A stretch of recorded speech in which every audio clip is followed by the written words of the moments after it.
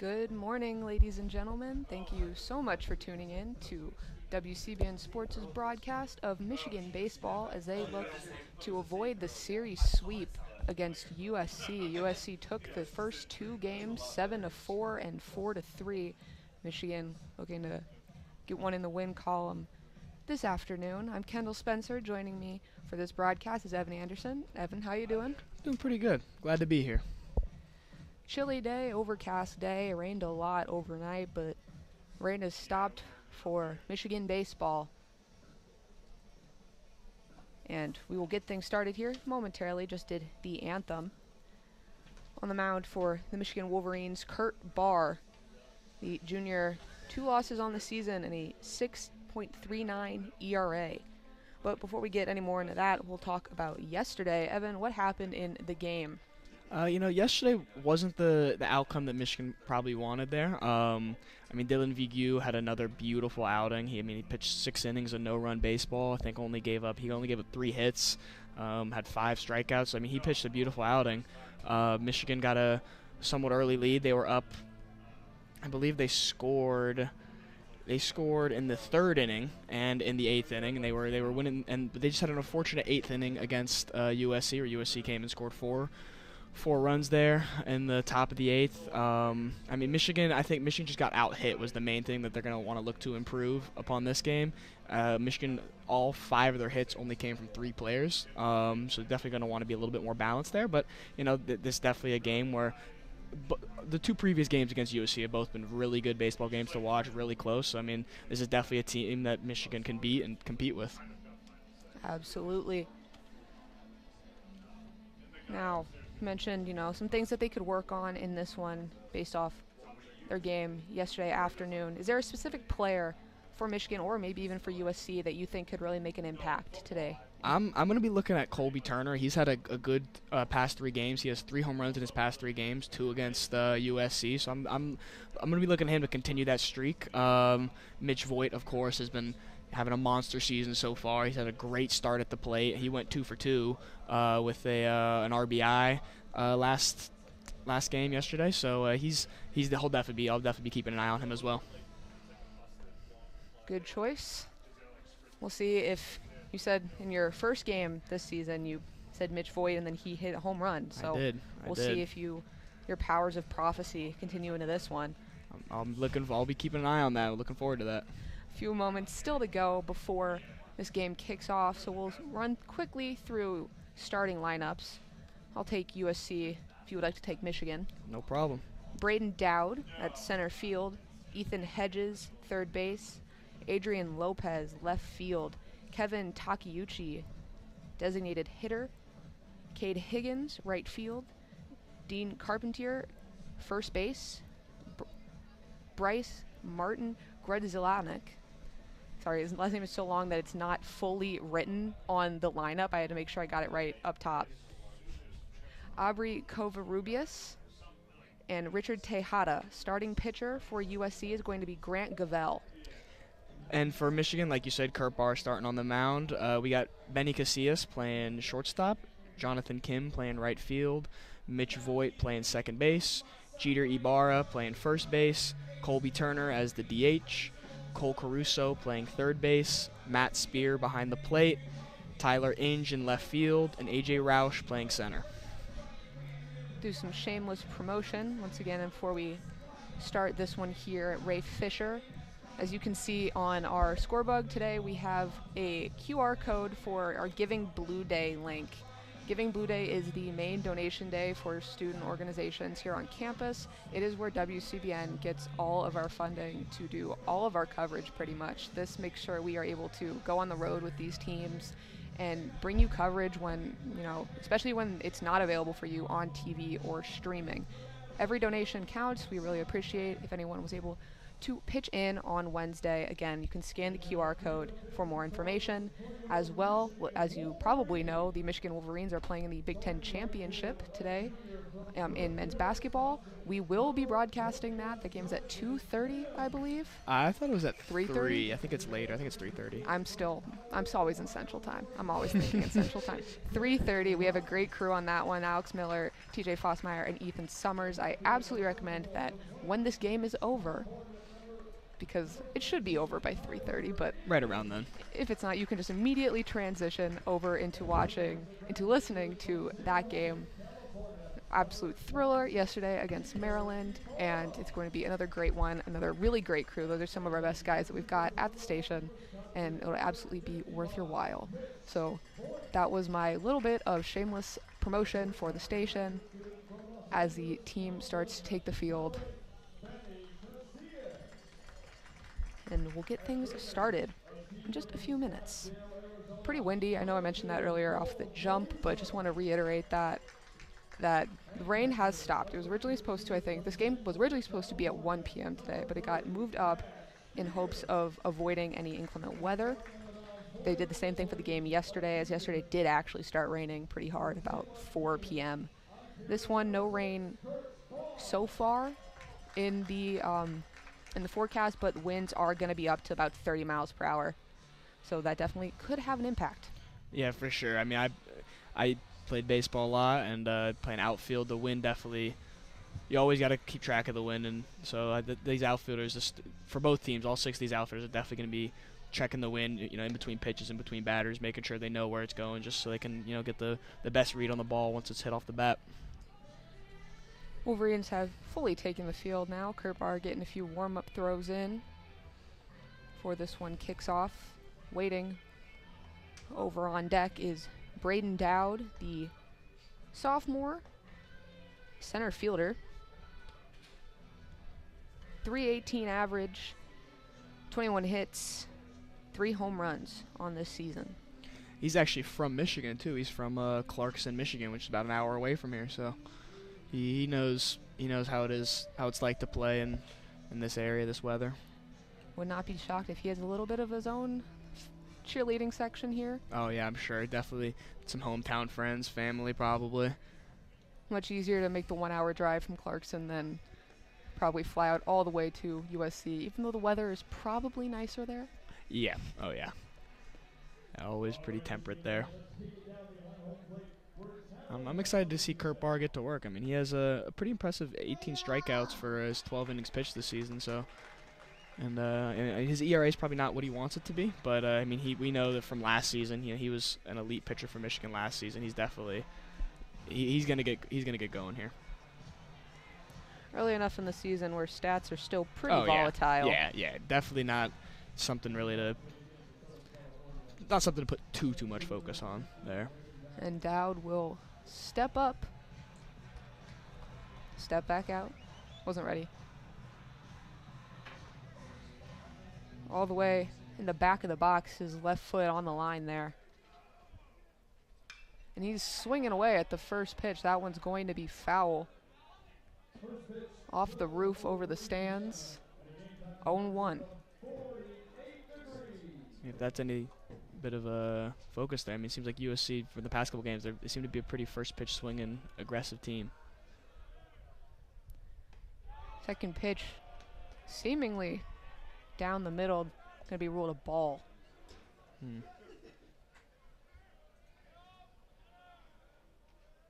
Barr gets set, 1-1 count.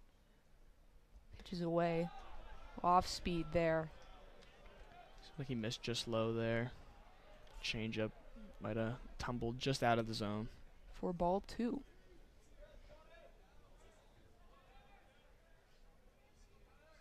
Pitch is thrown. Another getting then swinging away there. That one also going to be foul. Once again down the left field side. That one further down the line.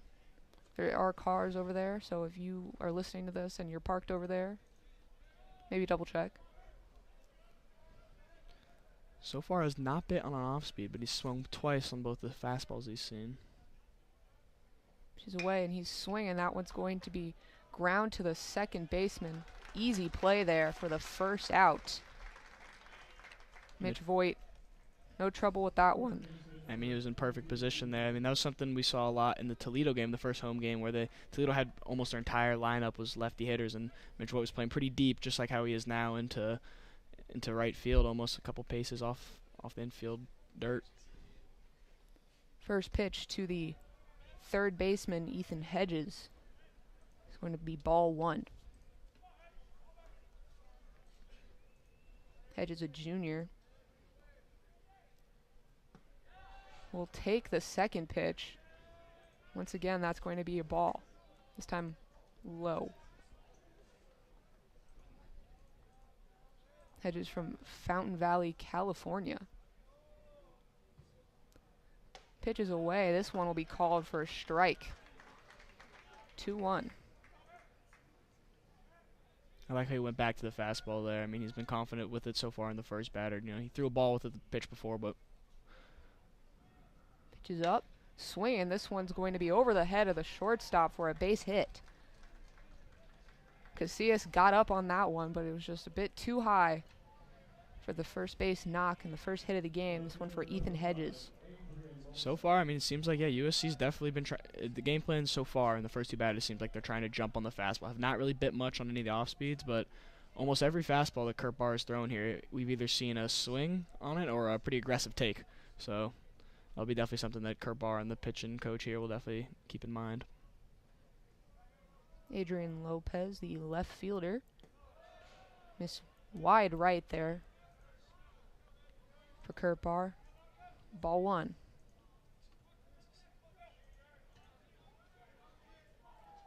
Barr looks back at the runner. Gets set up for the pitch. This one inside. Ball 2. Lopez reacted a little bit there. I don't know if it came that close. Yeah, I brushed him off the plate a little bit there. Barr setting up for another one.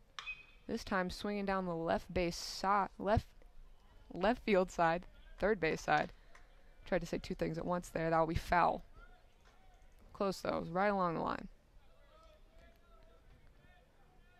I think Adrian Lopez has been aggressive on the fastball so far, so you might see him try and switch it up, go with the off speed here, get him to chase.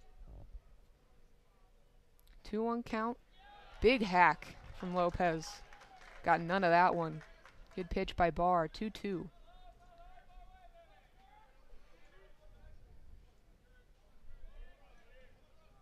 Check on the runner. It's back up. Pitches up and away. Chopped. It's going to be collected by Voigt. Can't turn 2. They'll get the out at first. That was an impressive play by Voigt to make that. I mean, he was pre-pitch. He was playing more towards up the middle. He's kind of shifted over towards second base, pinching up the middle, and that ball was chopped kind of in between first base and second base. So he had to cover a lot of ground to get over there and make that play. Great decision as well to not you know, try and force a double play there. Yeah, just get an out where you can. Kevin Takeuchi, the DH, steps up to the bat. First pitch swinging away. Once again, fielded. Going to be a long throw, and they're going to say they got him. Wow. Right up around second base. Had to put all of his arm into that one. That was impressive. That was another one where Mitch Voigt, covering a lot of ground to get there, made a nice kind of backhanded that off his left foot, and that was a Derek Jeter-esque throw there. Jump up off 1 foot, throw it midair. That was pretty. A great half inning for Mitch Voigt. Involved in, I think, every play there. He was, yeah. Every out was a ground ball to him. As Michigan will jog off the field and get ready for their turn at the plate here at Ray Fisher Stadium in the baseball softball complex. You can see it all the way across into the softball field, which is pretty fun sometimes when there's games going on at the same time. You can kind of see things going on over there. You can see the press box. I've never tried to wave. Maybe that'll be my goal this year, is to get a wave whenever there's games going on at the same time. Yeah, it's definitely fun to watch over there. I remember the last game I called against Toledo, we could see softball taking batting practice, and it was fun. They were definitely looking good over there. On the mound for USC, Grant Gavell, the freshman with a 4.38 ERA. 1 win, 1 loss in 5 appearances, 12 innings pitched, 9 hits, 6 earned runs, 4 walks, 14 strikeouts.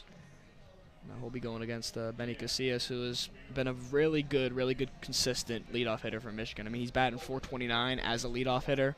Overall batting average .393. So he's been, and his on-base percentage is .500. So he's been a monster about getting on base, and that's exactly what you want your leadoff hitter to do. I mean, you need it. That's the best start to an inning, is getting your leadoff hitter of the inning on base. So he's definitely been able to fill that role for Michigan. Absolutely. Comes Casillas. Taking a moment, get a little practice hack in. From Culver City, California. El Segundo High School, just, pretty close. Yeah. He'll step in to start this bottom half of the inning. First pitch away, swinging away. Fouled almost straight back, a little bit to the right. Yeah, he was on that. I mean, first pitch swinging aggressive on the fastball. He was just a little bit under it. But he was on time. That's why he fouled it straight back. So he's definitely looking to get on base here with a knock. See us standing pretty far in the back of the box, not quite touching the line there. Swinging away again. This one down the right-hand side. Foul into the bullpen, I believe. In this situation, he's fouled off both fastballs we've seen for the first 2 pitches. He might be thinking off speed here. We'll see what Govell decides to throw him.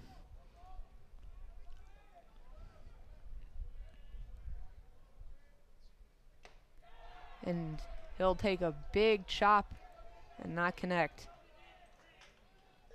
First out, strikeout for Govell. The right fielder, number 21, Jonathan Kim. Great walk-up song. I don't know if you can hear it's Tokyo Drift. Big fan of that. That's a great choice.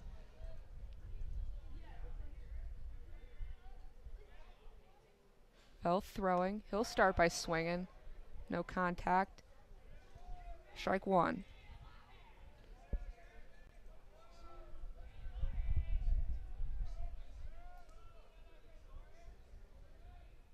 Next pitch is away. Gonna be miss, little high, little left. Can't hold on to it. Looked to be his first off speed of the inning. That was 4 straight fastballs to open up the inning and ambushed all the hitters he faced. So kind of squeezed out of the glove of Tejada there. No runners on, so nothing to worry about. The next pitch is away. A little bit inside, but I'll say it's strike 2. that slider played well off the changeup. Even though the changeup ended up being a ball, they broke different directions, but started out of the same release point, same arm slot, so played well off each other. 1-2 count. Kim swings and he'll line it down the left field side. Thinks about taking 2, thinks better of it. Yep. Good cut for Kim to get on base. That was a beautiful piece of hitting right there. Fastball down and away, and he just kind of threw the hands out there, poked it over the third baseman's head, right down the line. Yeah, definitely a good call not going second there. Mitch Voigt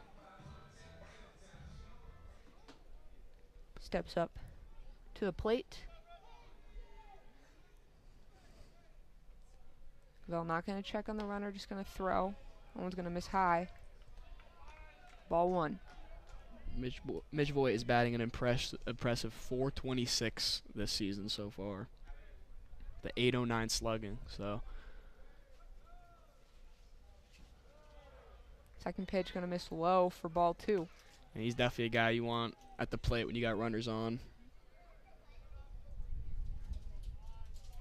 Sky darkening just a little bit. Not supposed to be rain in the forecast, but something to keep track of.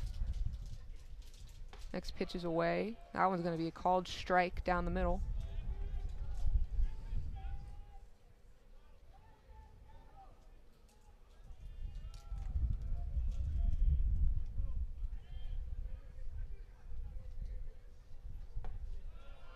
low, ball 3. That was a really disciplined take there. I mean, that ball was probably only an inch maybe out of the zone low, and he knew not to swing there. Especially with a runner on, that's great discipline. Vel checks the runner. This is good. Voigt swinging out of his shoes on that one, fouled back. Way back. And Jonathan Kim faked the steal there. His secondary was a pretty intense couple steps, as if he was faking to steal second there. Just trying to get a reaction out of. Kim is running, and Voigt they're swinging away. Looks like there's hit and runs. Yeah. It looks like a hit and run was called there. Which, I mean, like I said, with Mitch Voigt being the great hitter he is with runners in scoring position and the great slugging that he has, it clearly seems like they're trusting Mitch Voigt to put something in the outfield, and with Jonathan Kim already on the move there, they're trying to maybe get him either extend that from first to third or maybe even first to home, depending on where Mitch Voigt hits that. So I like the call there on hit and run. Taking a little bit of a chab, but it seems Voigt did get a piece of that one. That, and I think the catcher was talking to Grant Govell, maybe trying to do a little bit better of a job of holding Jonathan Kim on the base. Full count. We'll check on the runner instead. Kim slides back safely in. Yeah, I think that's exactly what Tejada was talking to him about, doing a better job of keeping Kim short there on the lead. Still 3-2. Voigt swinging once again. That one again fouled back. Another hit and run. Had a lot on that, just not the right angle. And Mitch Voigt's on it. I mean, he's on time. He's just barely missing under it. That's why he's found it straight back. But might see Tejada call for off speed here, and we'll see what Govell delivers with. 'Cause Mitch Voigt has been on the fastball so far. Well, sets up, pitch is thrown, and that one's launched by Voigt into left field. Kim went a little too far, slides back into second. A great piece of hitting by Voigt, 2 runners on. Yeah, that's beautiful. I mean, it seemed like Mitch Voigt was also there thinking about the off speed, threw the changeup, and he was a little bit early on it, threw the bat head out there, got it a little bit off the end, but still, I mean, Mitch Voigt has a great power tool, so he was still able to poke it over into shallow left field for a hit. And yeah, Jonathan Kim almost got a little too far off the bag there for the back pick, but he's an aggressive base runner, so that's what happens. Jeter Ibarra from San Jose, California. 2 runners on, swinging away, first pitch. Strike 1. I like how aggressive Michigan has been so far on the fastball.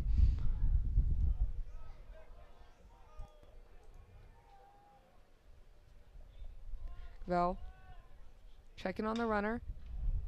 Chopped over to second by Ibarra. They don't have a play at second. They'll take the out at first. Advances the runners.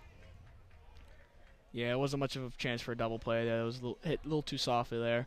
I liked how Mitch Voigt as well stutter stepped, kind of got in the eyesight of Covarrubias there, trying to disrupt the play there. Your impact player, Yep, I'm Colby Turner, excited to see what he does. will step up. 2 runners on, 2 outs.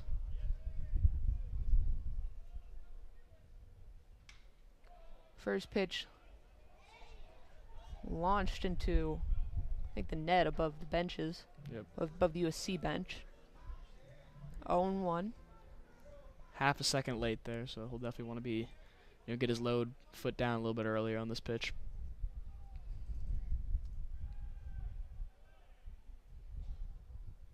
Bell's pitch is good. That one's going to be over the head of the second baseman, and here comes the runners. Kim scores easily, and there's Voigt. The Wolverines go up 2-0 on a beautiful piece of hitting there from your impact player, Yep. Colby Turner. It looks like someone might be a little psychic. Glad to see him show up for me there. And I mean, and he was on the fastball before that was also on the outside half of the plate. He was just a half second late, but at that one he got his foot down a little bit earlier, was ready for it, and ambushed that fastball, poking it right into right center. beautiful piece of hitting to drive that outfield or that outside pitch. Cole Caruso wants to keep the fun going, swinging away. 0-1.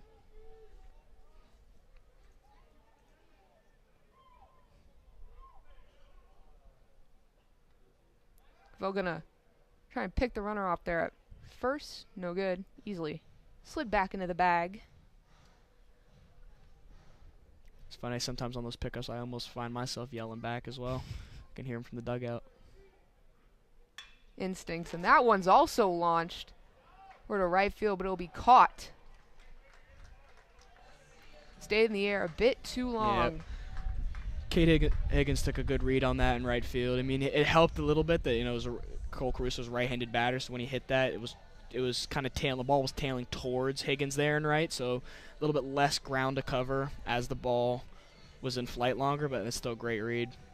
I mean, that's another great piece of hitting to drive that ball to right field. I mean, if that gets down, that probably scores Colby Turner. Wolverines strike first in the first inning. The 2-run knock from Colby Turner. It's a great way to start the game off.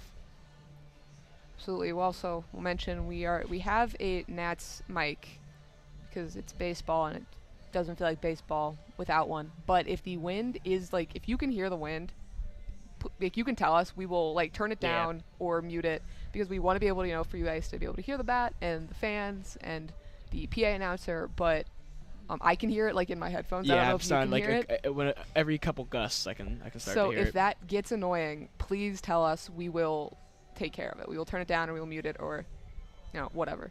Unfortunately, and I did not realize this before I came to Michigan, very windy here. Yeah, I mean, my grandparents live in Ann Arbor. I've been up here a lot of my life, but I never took it to be this windy of a place. I had done so much mental preparation for the snow that I forgot that there was wind. Well, I didn't know there was wind, so that was something that I've never really been prepared for since being a student here. And it makes the winter so much colder, having that wind. So again, just shoot a comment if it gets to be too much, and we will obviously take care of it. Second inning going to start with Cade Higgins, who ended the first inning. That nice catch out and right.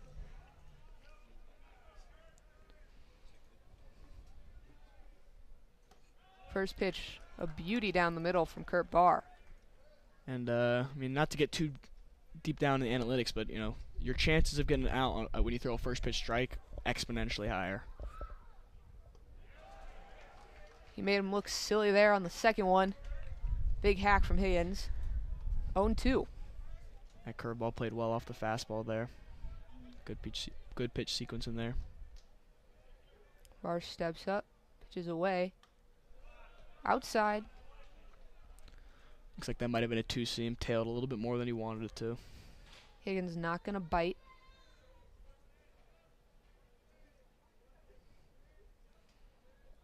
Pitches away. Miss a little low, I imagine. 2-2.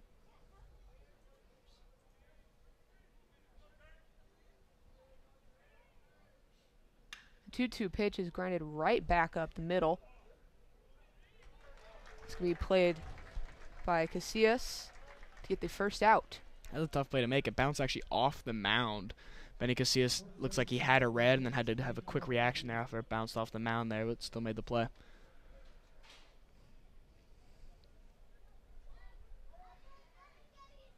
Dean Carpentier for USC. Beautiful off speed from Barr. There you go, another first pitch strike. I mean, that's what you want for efficiency. That's what you want for getting outs.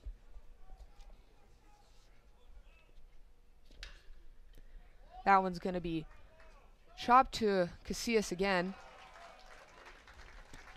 Big stretch over at first.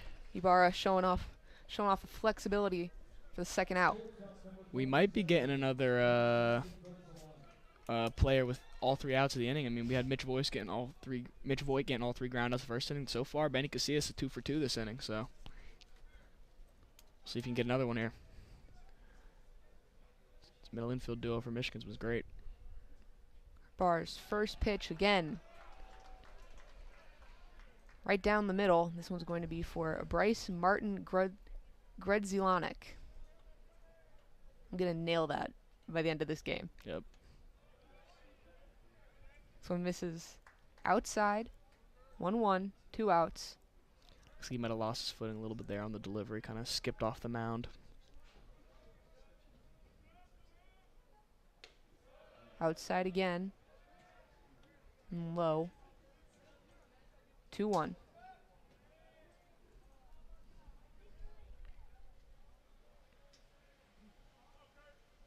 Just gonna step back up. This There one you go. thought about, didn't swing, but it's gonna be a called strike anyway. He was trying to get that location on the fastball before, but yanked it a little bit more. That one came back and had the nice.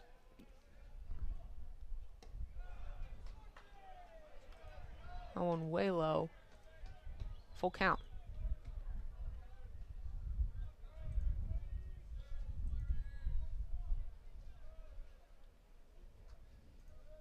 Taking his time. Pitches up, and he made number 27 look pretty foolish on that one. That was a beautiful, once That was again, great. going back pitch that worked so well for him to start pretty much every at-bat in the top. Yeah, it looked like he threw the changeup there. I mean, the past couple fastballs he was throwing on the outside half of the plate and high velocity. So I like how he went back to the changeup, cuts a different direction opposite than the fastball, and he went inside on that, kind of changed where Gredzielanek was looking there. Drop third strike, but it was easily taken care of, and Yep. we'll move into the bottom of the second. Wolverines up 2-0 in So- the third game of the series. So far, Kurt Barr has looked really good. I mean, his efficiency's been great. I mean, he's been throwing a lot of first pitch strikes, and that's what you want to see. I had an old coach that coached me for a while, Tucker Snyder. He really harped on the first pitch strike about the efficiency. I mean, his main thing that he wanted his pitchers to do was efficiency. That's what he'd harp on all the time. It was efficiency. And first pitch strikes is a big part of that. Absolutely. We're going to start things here with Matt Spear, the catcher, while Gavel gets a few more warm-ups in. Just again to show how we're in a part of the season where everyone's stats are really fickle, is that Gavel started this game with a 4.38 ERA. It is now up to 5.40. I mean, he probably not the first inning that he wanted to start the game off, but I do really like how he's been attacking hitters with his fastball. His fastball's been pretty high velocity so far this game, and there's been a couple at-bats and a couple first pitches of at-bats where it's almost seemed like he's been able to ambush the batter, where he gets that high velocity fastball kind of up in the zone and gets the batter, the Michigan batter, to kind of be late on it or swing and miss because he's just kind of jumping on him early. We'll see if he kind of switches his approach here maybe after the first inning, but I'd like him to stay with that approach because I think it's definitely something that can help. First pitch gonna be way inside. A little bit of a jolt reaction there from Spear. Ball 1.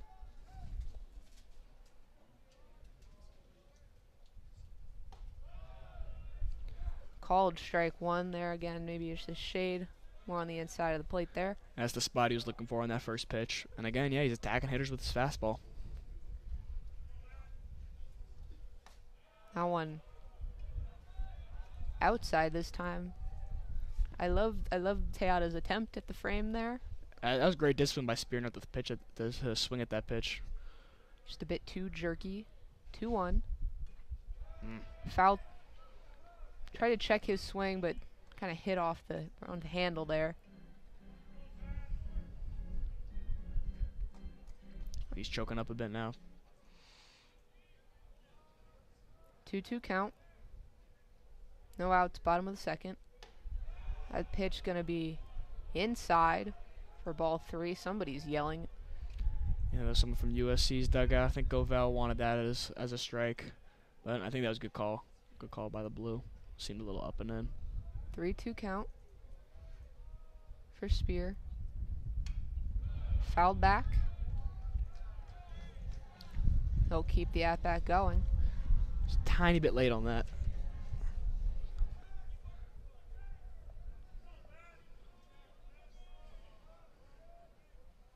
Uvell sets up.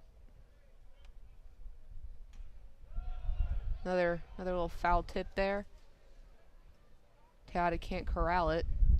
It's a good at-bat. This will be the 8th pitch of the at-bat. It's looking to be a quality at-bat here.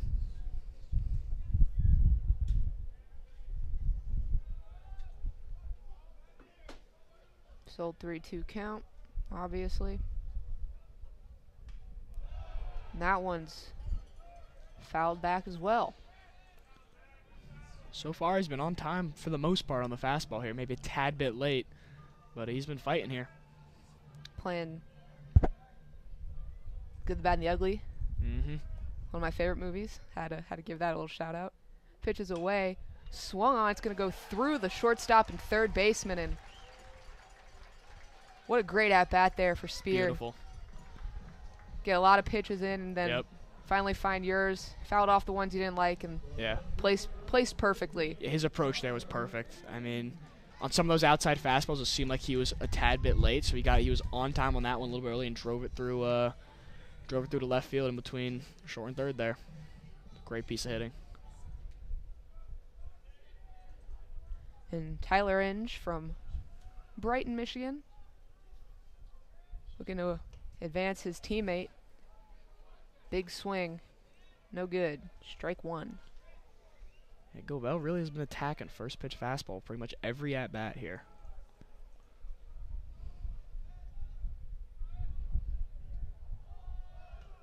Thinks about the bunt. Fouls back. 0-2. Might have dropped the hands a tad bit there. Fouled it straight back.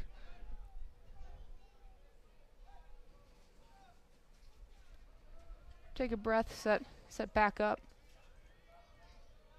All the way at the front of the batter's box, towards the plate. That one misses way outside, all the way in the other batter's box. 1-2. Spears getting a pretty good secondary there, so we're looking for him to get a good jump if the ball's put in play. Pitches away. That one's skied to center and caught. Spear will head back to first, and Wolverines pick up their first out. Braden Dowd. It's a little bit unlucky there for Inge. It looked like he hit the ball well there, but the wind's blowing in from center and he hit it straight there, so you kind of tell the ball in flight got held up there. Yeah, definitely not just exaggeration. It is windy enough to make a difference in this one. Yeah. As A.J. Roush takes his turn all the way back in the box. Check on the runner at first. Second too late. He'll slide back in safely. A foul pull out, or the flag pull out, and left center is shaking a bit from the wind. That one's drilled to the left fielder. Bounces. Takes one hop before he can field that. A good base hit from Roush. Runners on first and second, one out. So as we, circle back to the no top problem, of the no lineup. problem. I was going to say, so far, up and down the lineup, Michigan's approach has been good. I mean, they've been fouling off the pitches that, they're not necessarily going to be able to do damage with. And once they get theirs, almost every hitter so far this game has been able to do some damage with their pitch.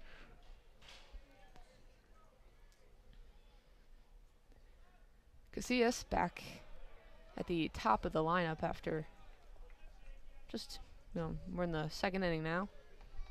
He'll Started that at bat off with a slider, it looked like. will be a strike. Well, checks on the runner at second. Throws the pitch. That one's fouled. Towards Back the parking lot. right again. Please check on your cars. There's not really anywhere you can park at this ballpark where you are not in danger. Yeah.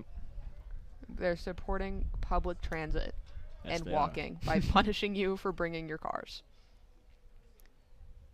0-2 count. One out. Checks the runner, throws the pitch. That one's going to be to the second baseman. They have time to turn to. First out. Will they get the second? Umpire says they do. Despite a couple of base knocks for the Wolverines, that's going to bring an end to the second inning, or They might maybe not. Benny Casillas put up a little bit of an argument there. He thought he might have been safe. I thought it was close. An interesting point here is college baseball now has the double base at first, so They're also showing the replay up over on the scoreboard, and USC has not left the field. both that and I've heard some cheers from the crowd in the Michigan dugout, so it doesn't look like this call is going to stand. Yeah, I missed the replay on the scoreboard, but that's where the cheers came from, was seeing that. And USC at no point ever got off the field. Yeah. Even if you review it, you do if you're confident. Yeah. So looks like second inning will not be over. I am not going to change the score bug because I don't have to change it back. But that was just Grant Govell. He started that at bat to Benny Casillas with a slider, and that's something we often see with pitchers is once they're getting through multiple times through the lineup, they kind of change their approach. If the first time through the lineup they were starting off with a fastball and then late in the at bat going off speed, a lot of times we see a pitcher kind of switch that approach the second time they go through the order, where they start off with off speed then go fastball. Looks like the call was overturned. Call will be overturned. They still obviously had the out at second, but the out at first will not count. So we have runners at first and third, 2 outs. Productive at bat. I mean, he moved a runner to third base. So now for Jonathan Kim, who singled to left field in his first at bat. And again, fantastic walk-up song. I might comment on it every time because that's how much I like it. Why not? Why not? Kim sets up. First pitch swinging. Fouled back and left, right about over the M in Michigan. Looks like he was trying to take that the other way again, like he did his last at bat, poke that down the line.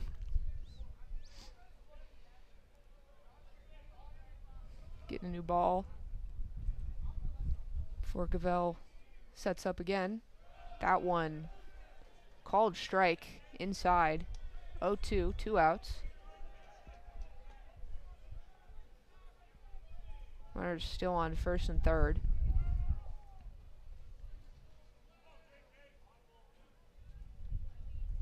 They will reset the pitch clock there. It already trickled down to 9.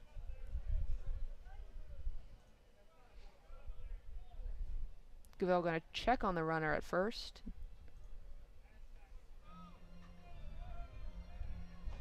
And now we'll do it all over again.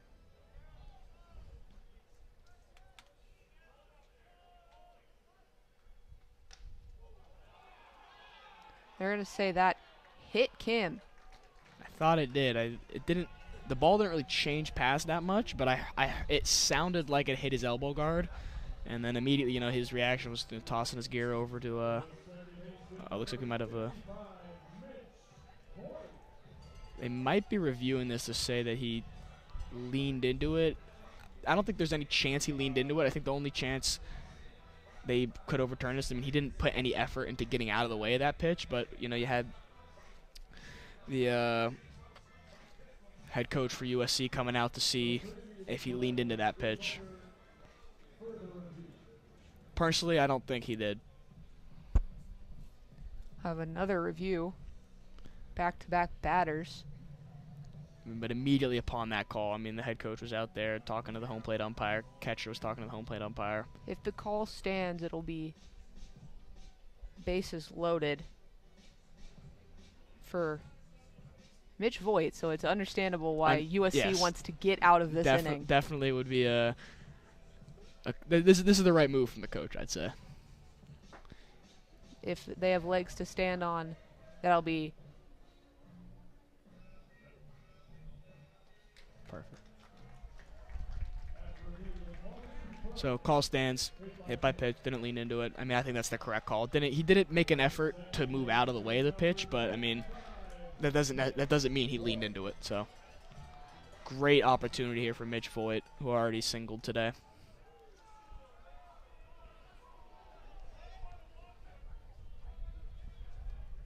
Govell's first pitch, big hack from Voigt. Obviously, he knows the circumstances. Bases loaded. And this is the guy you want at the plate. Batting .435 now. 0-1. Second pitch down the middle for called strike 2.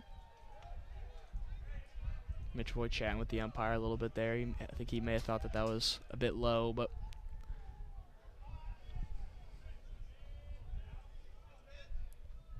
Pitch away, that one hit a mile high, but the wrong direction. And that was the real sound of somebody's car window breaking. That was not a sound effect whatsoever. The parking lot obeys Looney Tunes physics. love it. 0-2 count still. Pitch is up. Outside. Great take there.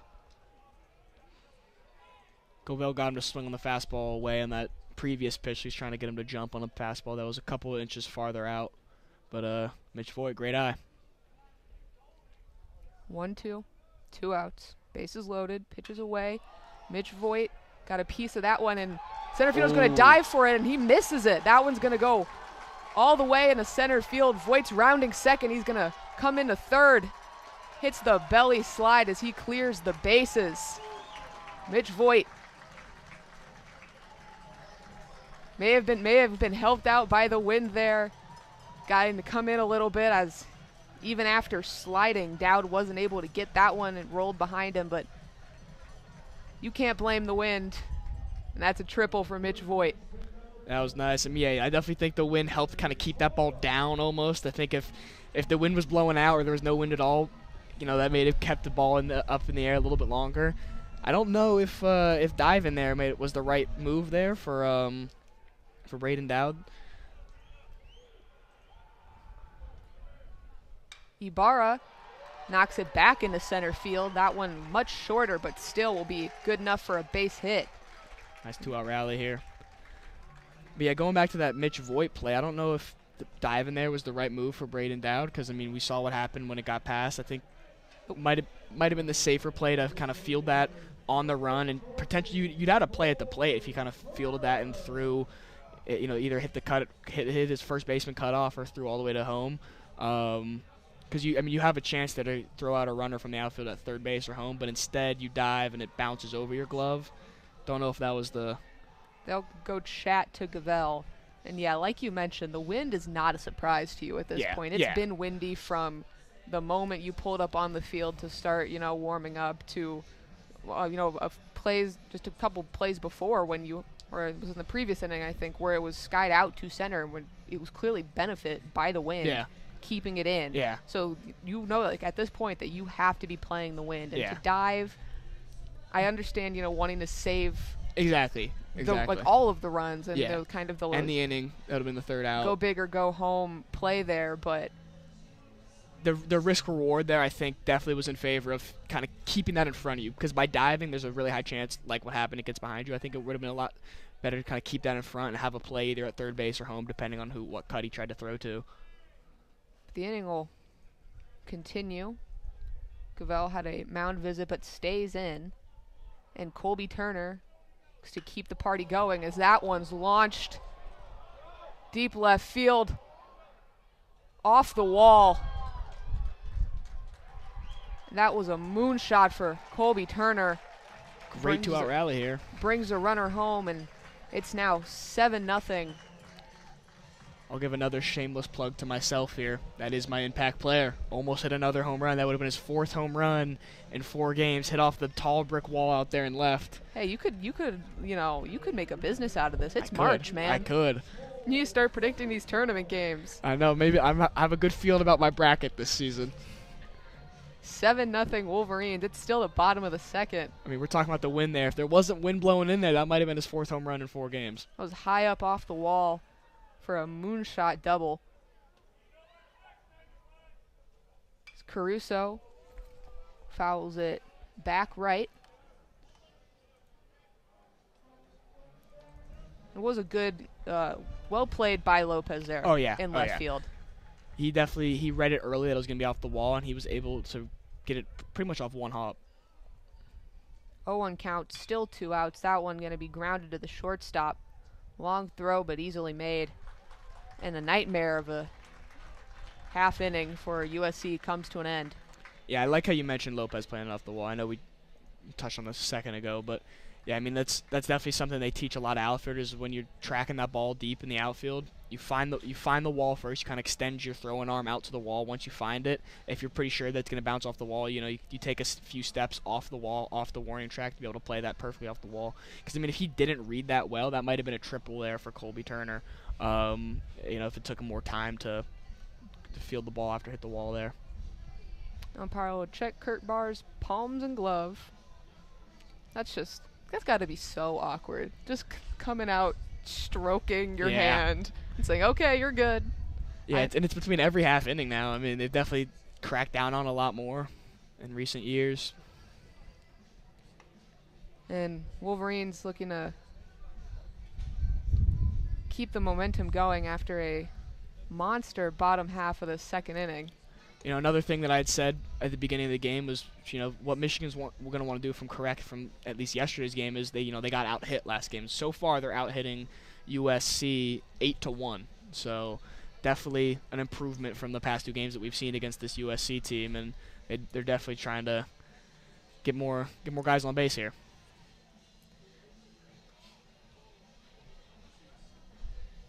Kurt Barr settling in.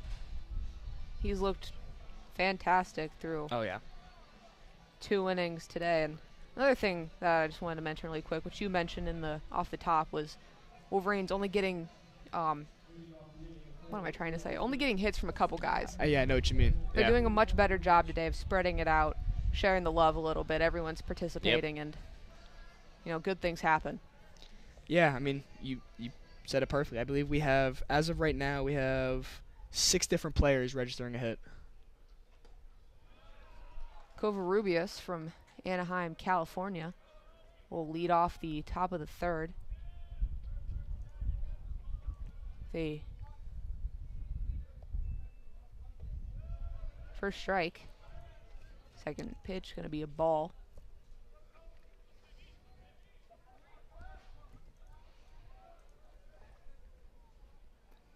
Taking his time. Next pitch in. High. Ball 2.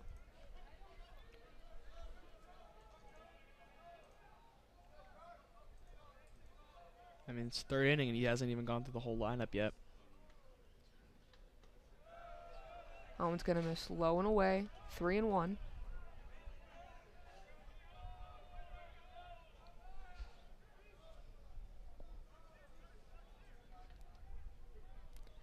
Sets up, trying to avoid the walk. He will, because it's hit back at him. It tips off his glove. Quick throw from Voigt. They're going to say gets the out. Came right back at Barr. Tried to field it himself. Bounced off the top of his glove, but Voigt was set up in the right spot. And that'll be the first out of the third inning. Testament there for Mitch Voigt's athleticism and reaction time there, tipping off of Kurt Barr's glove. He had to adjust. First pitch to Tejada will miss just a bit outside. That is, I believe, he broke the. He was going on a streak of 5 batters in a row. First pitch strikes there. Owen's going to miss low. 2-0 count, 1 out.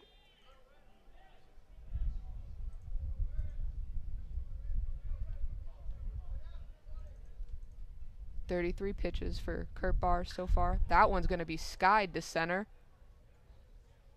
Dropping back for an easy catch is A.J. Roush. 2 outs. Good read there by Roush. Hit pretty high. Not all that far. At the end of it. We'll finally now circle back to the top of the lineup for USC, Braden Dowd. That'll be fouled back left out of the stadium. 0-1 count, 2 outs. Goes back to the off speed there. They'll say it was outside on the little bit left for ball 1.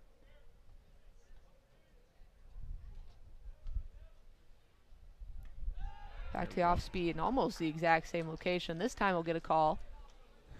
That curveball kind of dropped right in there on the outside half of the plate. Shift in the infield almost Everyone's on the right side there. 1-2 count. Back to the same pitch. We'll get the previous call, 2-2. 2 outs, no runners on.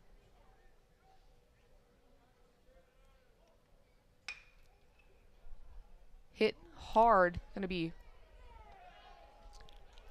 played by the shortstop, Casillas there. He had come all the way across, and he's just gonna lose, and Dowd will win the foot race. I mean, that's a credible extension there by Casillas. I think that might have been Mitch Voigt's. I mean, Mitch Voigt was set up there for a backhand. He was already kind of at the spot. Might have been like half a second quicker release, which would have led to getting the out. But, I mean, that's still a beautiful play by Benny Casillas, who had shifted over to the right of actually second base while he's playing shortstop. So USC gets Dowd on with Hedges up, who misses pretty much all of that changeup. I like going back to changeup here. Hedges kind of jumped on his fastball in the first at bat, so I was trying to get him to swing out in front of it. Barr straight down the middle for strike 2. Back to the off speed, which I really liked for him. Yeah, in this one. His off speed has looked great so far this game. 0-2, 2 outs. In the dirt, but kept in front of the plate by Spear. Another off speed there. Went back to the changeup. This time a tad bit low. No concerns with the runner there. Kurt Barr stares him down. 1-2 count. And they're going to say Hedges, who checked his swing there, went for it. That ball was in the dirt, and he is infuriated by that call. He is livid by that call. I'm not going to say I agree with that, with him being livid, but I can see where the argument comes from. It didn't, from up here, it didn't look like he checked his swing that much. But yeah, he was livid. You could see he kind of yelled some explicitives at the ump there. If you're unaware of where we're sitting, obviously since we're radio, we are almost right behind home plate, just a little bit to the left of it. So sometimes it can be a little hard perception-wise for us to judge things like checked swings. Yeah. So from here, for me, it didn't really look like he went for it. That seems like, he may have had the right to be a little outraged. Yeah. But again, we can't see what they're seeing on the lines. Yeah. They have a much better view than we do. Especially, I mean, they check. That wasn't the home plate umpire's call. I mean, obviously, you see sometimes when a player checks enough that the home plate umpire calls it himself. I mean, they appealed down to the first base umpire who said he went. So, I mean, definitely has a better view down there. But, yeah, from up here, it seemed like he took a very aggressive take on that, but it didn't seem to me that he came around. But, I mean, Kurt Barr, I mean, I think that was his 11th batter faced, I believe, through 3 innings. I mean, that's just the definition of efficiency right there. I think you'd have to look back in the stats. I think he's up to around, of those 11 batters, maybe 7 first pitch strikes there, and that's just, I mean, that is the recipe for getting outs and getting out of innings quickly and efficiently. USC will stick with Gavel after a not desired bottom of the second for him. But he got himself out of the inning. He didn't have to be taken out. He has about 50 pitches in this one. So they'll stick with him. Again, it's the 3rd game of the series. At this point, you're running on fumes a little bit. Yep. So to get as many innings out of a guy as you can.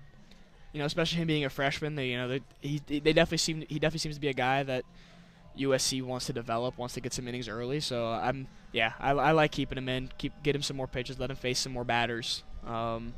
It's only the 3rd inning. USC is still in this game. It is far from over. I like that. Catcher Matt Spear will kick things off the bottom of the 3rd.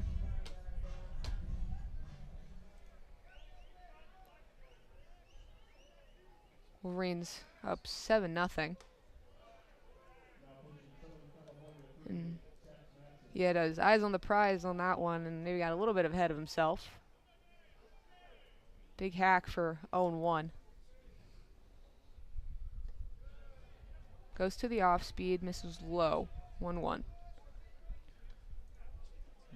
Matt Spear's been having a good season so far for Michigan. He's transferred from San Jose State.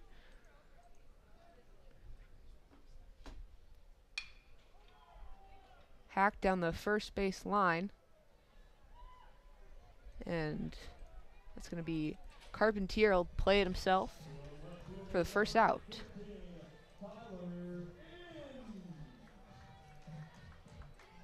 Tyler Inge, the freshman. 0-1 today. And if we have any Tigers fans on the broadcast, you might recognize his name. His dad, Brandon Inge, actually played 13 years in the majors, including 12 with the Tigers. Ah, Nepo baby. He'll take strike one looking. 0-1's the count, 1 out.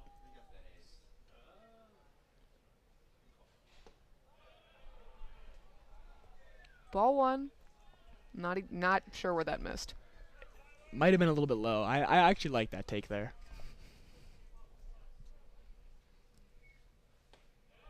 Next, called strike 2. That might go back to the first pitch, the last pitch you said where you didn't know where the miss might be a little bit of a make-up call there. Because that one definitely seemed to be inside. 1-2 count, 1 out. Pitch is away. That one's going to be in and low. It's going to hit the dirt. 2-2. Good discipline there by Tyler Inge to not bite on the breaker there.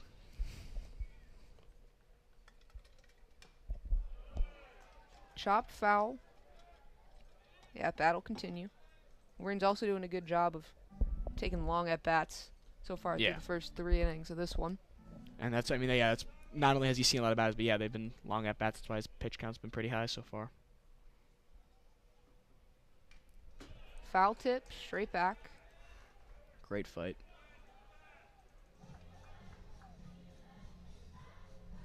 Oh, and we apologize for the confusion. USC has changed pitchers.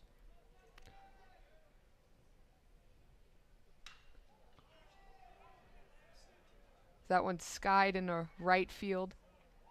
Easy catch for the second out of the inning. And yeah, that was updated a lot later. I think that was almost mid-inning they updated that, both on the stat broadcast and the screen out there.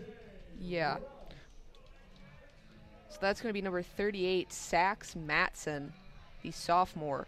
Yep. Who has come in to pitch in this one. He has 10 pitches, so he actually did They start the inning. Yeah, so they did take out Govell. So ignore everything we said about that, as it was not updated on the scoreboard. We apologize for confusion. So it is Sax Matson, number 38. Yep. And he'll face A.J. Roush, hoping to get the third out of the inning. He has two strikes. That one was fouled back. 0-2 count, 2 outs.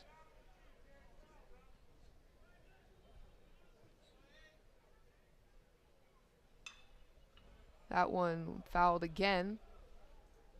Way up and into the parking lot. It'll avoid cars on the first bounce. And looks like the Everyone's lot will safe. remain unscathed. Yep, everyone's safe. Still 0-2.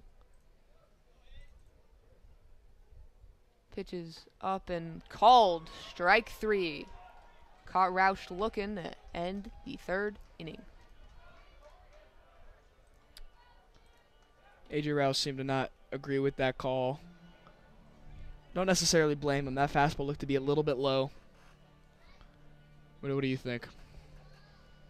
Yeah, I'm maybe not, the best strike call in the world, but it's been back and forth enough in this one that it's not something you can take on 0-2. No, yeah, for sure.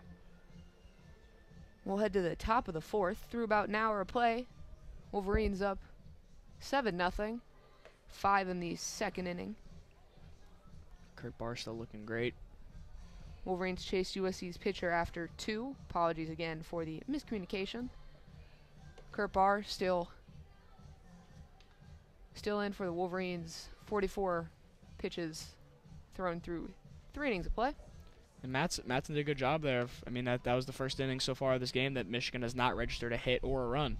So, actually, they don't even had a base runner either. So, Matson's definitely coming in doing a good job of limiting Michigan's offense. See how long he stays in the game here.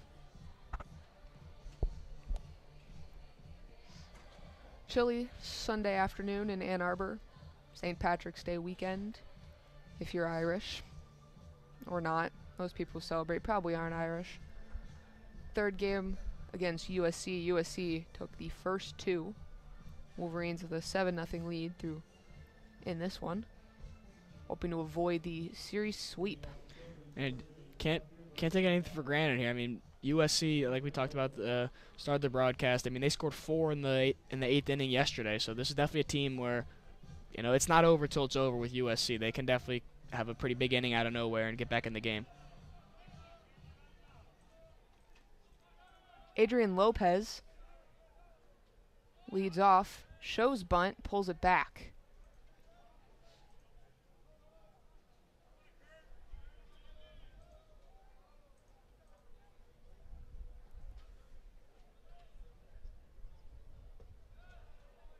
Low.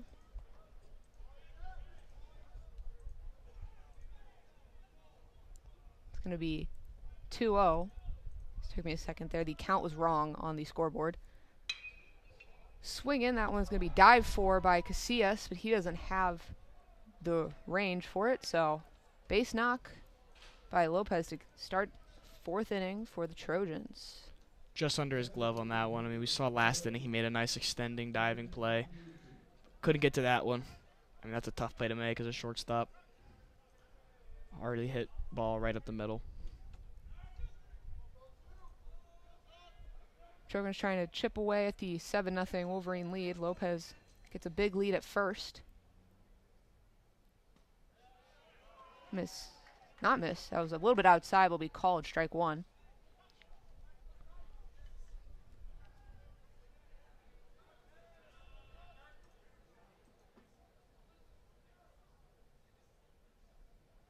Next pitch chipped to Barr. He doesn't have the play at second. Throw to first is low, but taken care of by Ibarra. Takeuchi didn't seem to be too happy with himself on that one. That was kind of like he seemed to be checking his swing there and accidentally made contact. Chopped it right to Barr there. Who smartly did not try and make the play at second. I mean, he kind of was turned around, didn't have his body in the position to make a throw to second there. First pitch. Missed low outside. Ball 1. 1 out. Lopez at second. Higgins is back in the box for pitch 2. Down the left field side, foul. Left the ballpark.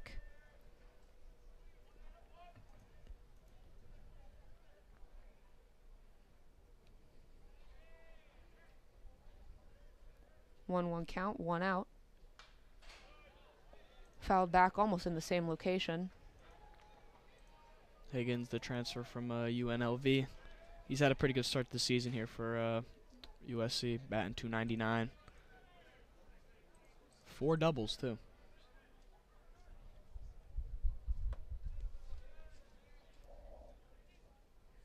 Barr stares down the runner, playing with him a little bit. Gonna miss left, outside, in the dirt. Taken care of by Spear, but Lopez playing with them a little bit from second base.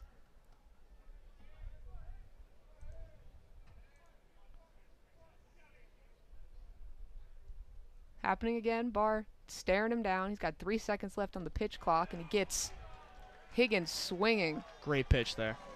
Beautiful. I mean, like you've said, like we've said this whole broadcast so far, his off speed has been incredibly good this game. Another change up there. Got him swinging.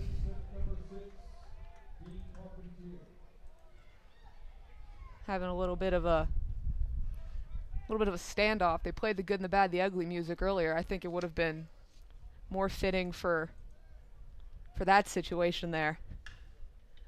First pitch swinging to Casillas. He'll make the long throw across to first pretty easily, and that'll end the top of the fourth. And again, yeah, Lopez again was on base trying to play games a bit with Casillas there, kind of stopped, got in his way, started to run a little bit, trying to fake him out, maybe mess up Casillas, but he was unbothered, focused on the play.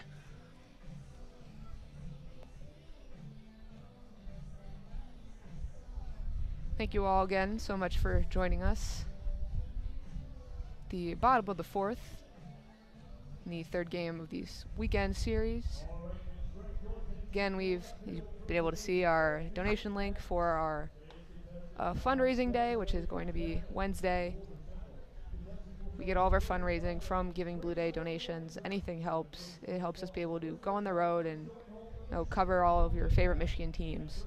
So if you are able to donate, scan the QR code, and donation day will be Wednesday. Once again, thank you for our little shameless self-promotion. It really is, the lifeblood of the station. And we couldn't do it without viewers like you, much like PBS.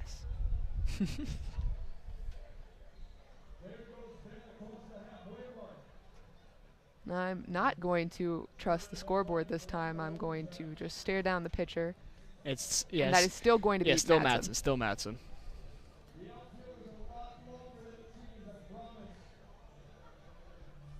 Taking the little between inning break to do an outfield dash. Took him a minute.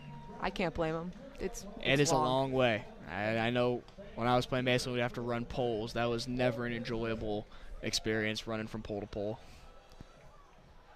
And some stats for Madsen: 1.29 ERA on the season, 1.57 WHIP. It's gonna be in 7 innings of play, 4 hits, 1 earned run, 7 walks, 12 strikeouts.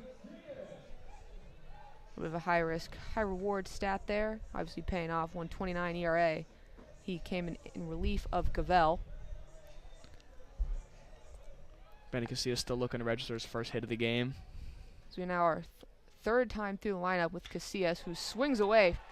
First pitch in between the shortstop and second baseman. Hits a wide open hole, and I'm really starting to think Evan might be psychic. I'm starting to get that feeling too. Yeah, he jumped on that one. I mean, I think Benny Casillas, both his first 2 at-bats have been pretty long at-bats. I think he kind of just wanted to jump on the pitcher there, and it was aggressive on the first pitch fastball and drilled it right up the middle. And I will be buying a lottery ticket. Jonathan Kim swinging on the first pitch as well, but that won't be fouled back. He in the second inning had the situation where they thought that he had leaned into into the pitch. Went to review. He had not. That may have been to avoid loading the bases for Mitch Voigt. Which definitely seemed to be the right call there, considering what we saw Mitch Voigt do the next at-bat.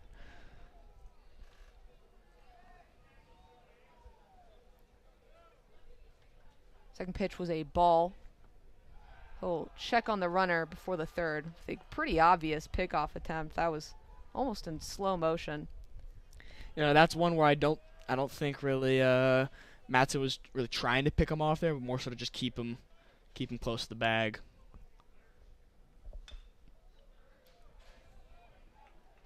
Fouled weakly down the first base side, hit the Michigan logo.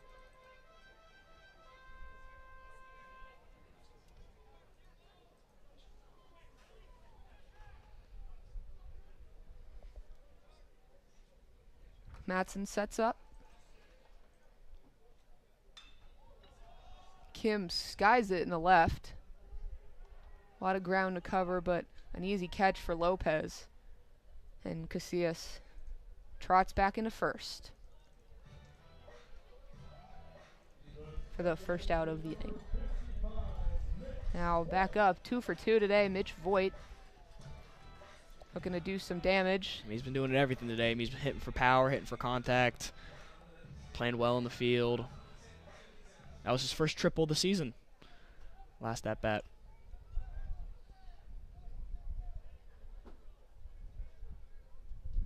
Check on the runner.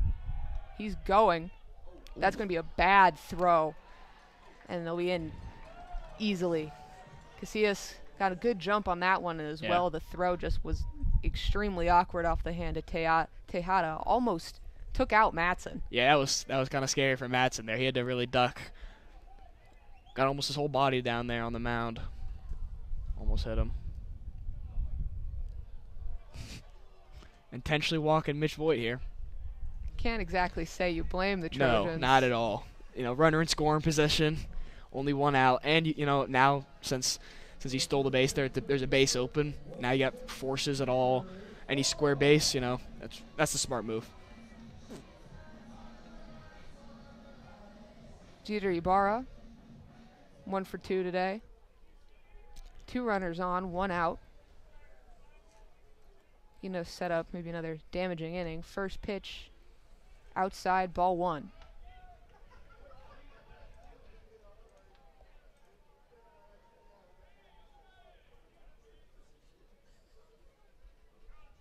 He'll check on the runner at second before laying in the off speed for a called first strike.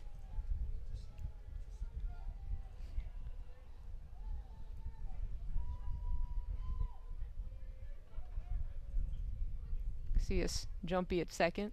That pitch gonna miss low in the dirt. So far, Matson's had a pretty different approach to these hitters than Goval did. Throwing mostly off speeds.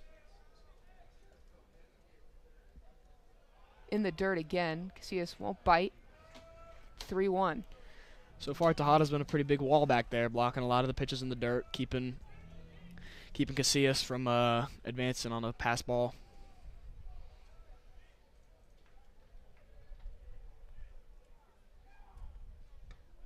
Pitches low and outside, called strike 4, bases loaded. Couple exasperated sighs there from the USC dugout. They wanted that fastball down and away, but good call there by the umpire. That definitely tailed away at the last moment there to be off the plate. And we'll get a mound visit for Matson.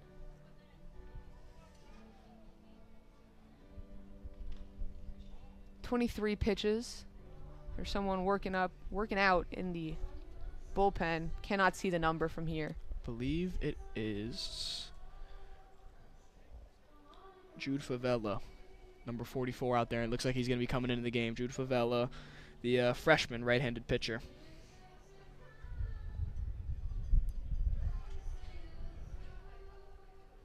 And that confirmed Matson walks off the mound. We will be getting pitching change. Inning and a third for Matson. 1 hit, 2 walks, 1 strikeout. I mean, he got himself into a little bit of a jam now, but that wasn't a bad appearance for Matson there. I mean, we saw how the first 2 innings went for Michigan, and to limit them to no base runners in the 3rd inning, that was good. I mean, Michigan's offense has just been pretty overwhelming so far today, so it took them a little bit to get used to Matson, but once they did, now they've been, now they loaded the bases with only 1 out. And yeah, it looks like we got number 44, Jude Favela, the freshman right-handed pitcher.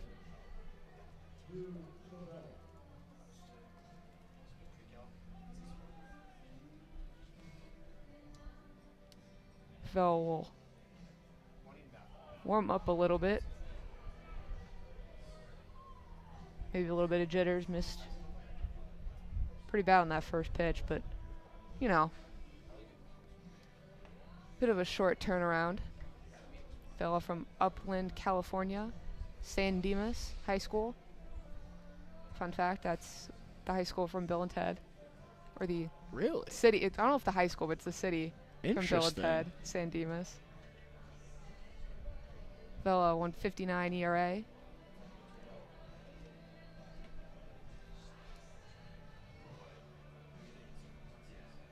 Yeah, this is definitely. I like the pitching move here to Favela. I mean, his ERA again. We've talked about several times in the broadcast. Stats early in the season don't put too much weight on them, but I mean, with how Michigan's offense has been so far, I like bringing a low ERA guy to kind of potentially help limit the damage here, especially in a big jam.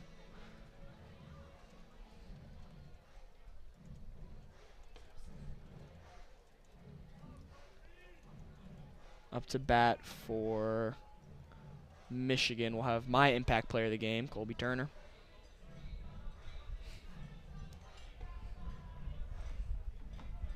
Yeah, great prediction by you. I believe, yeah, number one I said was Colby Turner and then Mitch Voigt, so. Let's see what he can do with bases loaded here. Played some slower, emotional music for Favella's warm-up.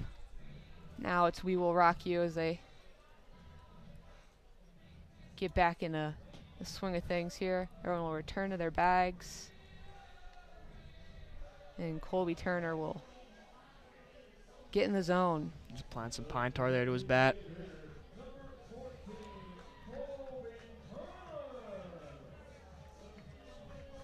One out, bases loaded. Great opportunity for Colby Turner. Colby Turner, when he was last up, had a well-hit double off the wall in left field.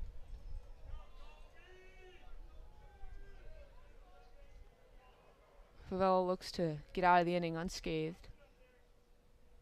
First pitch launched by Turner. They're going back. It'll bounce off the wall. Everybody's going. Throw comes in. Turner will stop at second. They're throwing home. It's going to miss by a mile. Turner took third. Bad decision. He'll be called out, but not before he clears the bases. And what a shot I for love Colby this kid. Turner. Again, that was nearly another home run. I mean, that's one of the deeper parts of the field. That was pretty much right into left center, right by the 26 regional NCAA appearances logo out there. I mean, hit kind of midway off the wall. Just another beautiful piece of hitting. Jumped straight on the fastball. Ambushed Favela on his first pitch of the game. Beautiful hit. And that gives the Wolverines a 10-0 lead here in the bottom of the fourth. Bit of an offensive onslaught. The first pitch is a ball to Cole Caruso. Second will miss in as well. Again, kind of To dodge away from that one. juts the legs out. Cole Caruso, another player looking to notch his first hit of the game. 2-0 count, 2 outs. Fouled weakly back. Hits off the bench.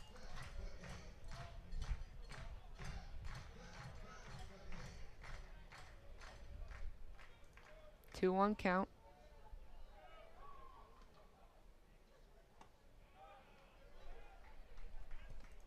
Check swing for Caruso, called strike anyway, so didn't matter. 2-2, 2 outs. For number 2. Chop to the third baseman. Gets to throw all the way across to stop the bleeding there and end the fourth inning.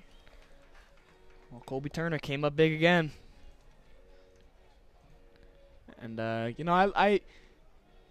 even though he got thrown out on third trying to extend that double into a triple, I mean, that wasn't a bad decision, I don't think. I think the third base coach even waved him there. I mean, he was already kind of rounding second when the cut decided to throw home, so he was trying to maybe take advantage of the distraction there. But, I mean, that's another 3 RBIs for Colby Turner.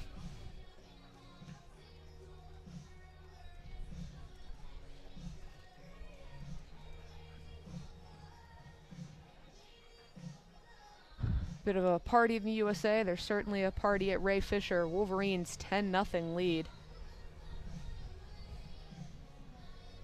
Through 4 innings of play. Getting production from all up and down the lineup. Yeah, so far we have 7 players registering a hit. Which is, again, something you did a great job identifying off the jump.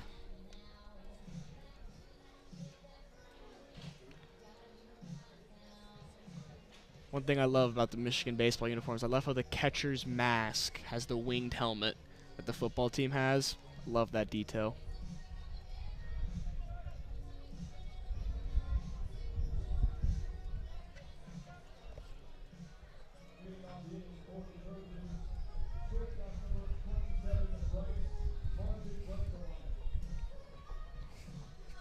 We're back to playing here. Start with the shortstop, Bryce Martin Grudzielanek.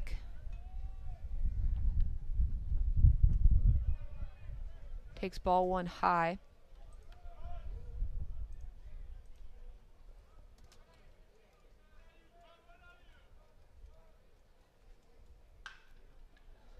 Lined up the third base line, but foul.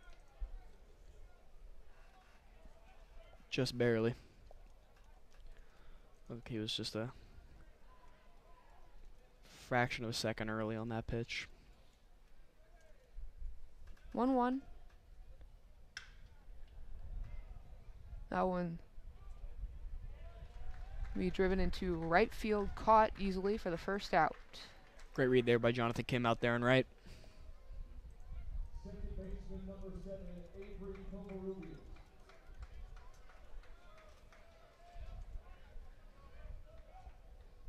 Second baseman, Avery Covarrubias. 0 for 1 today, 286 average. Take strike one looking.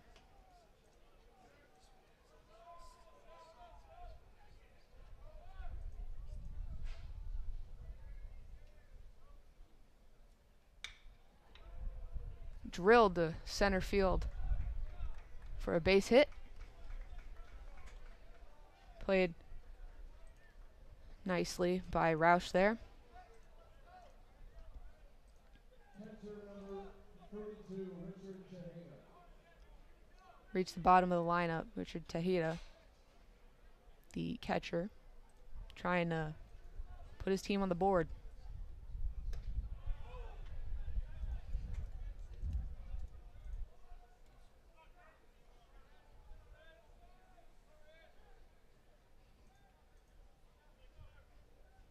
Ball, first pitch called a ball.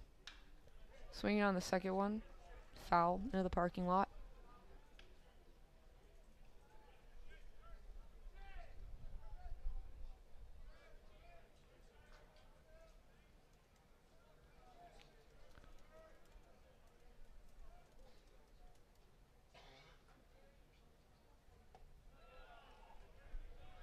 Misses low for ball two. There's that changeup we've been talking about all game. Didn't bite this time.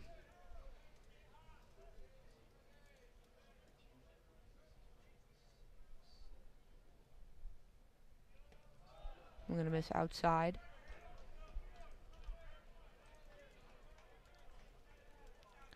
Kurt Bart takes a breath here. So gather himself. See if he can deliver a strike here. 3-1 count. Delayed call, strike called. 3-2. Yeah, that's one we've seen a couple hitters for both teams kind of have that called against them. I don't think any of them have liked it. Just hasn't necessarily been consistent. I think if it was a consistent call, be less outrage. Fouled. Hit and run called there, so Spear will have to be on his toes.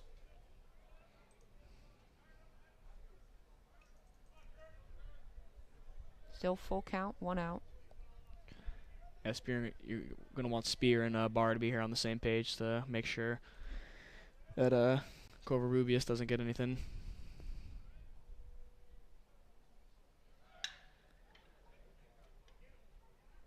Ground up to the shortstop.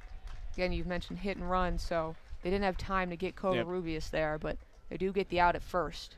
I mean, that's a great job by Tejada. I mean, when you get that hit and run call from your coach, I mean, it is your job to get the ball pretty much on the ground. You don't want to hit the ball in the air there to be able to get them to double them up, but because normally that would have been a double play if they hadn't called the hit and run there, but turns into advance to the runner to second, get him in scoring position. Great execution there by Tejada.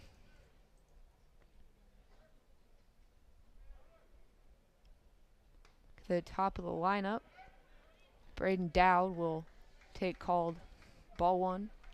This is his third time through the lineup now. Nobody in the bullpen, so they're definitely trusting Kurt Barr to stay in this one. Barr at 67 pitches. He'll check on the runner. I want to hit the dirt.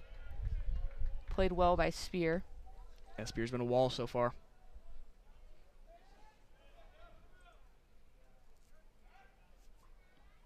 2-0. 2 outs.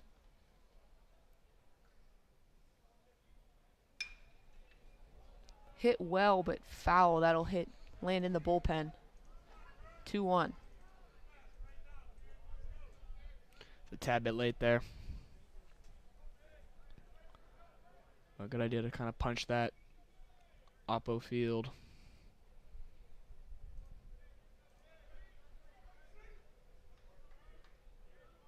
Again, Kurt Barr, a little bit of stare down. Pitch fouled back out of the complex. Again, just a tad late on that fastball. We'll see how he adjusts for this 2-2 pitch. Might be looking here for Kurt Barr to throw his changeup or one of his breaking balls. His off speed's been excellent. 2-2, 2 outs. Again, foul, way back out of the ballpark.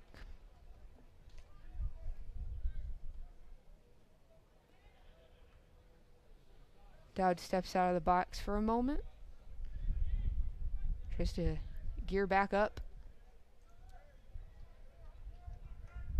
Try and remove the goose egg from the scoreboard. We're going to be in the dirt again. Another good block by Spear.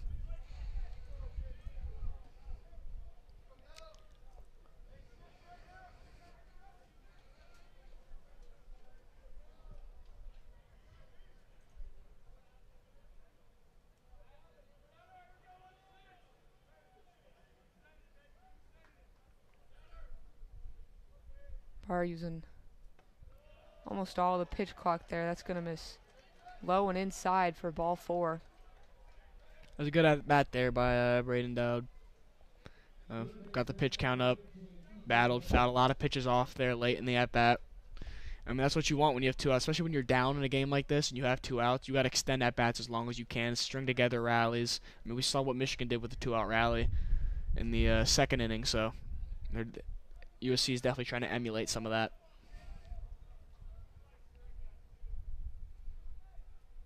First pitch to Hedges. Miss for a ball.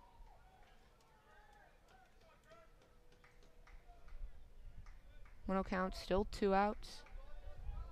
USC remains scoreless.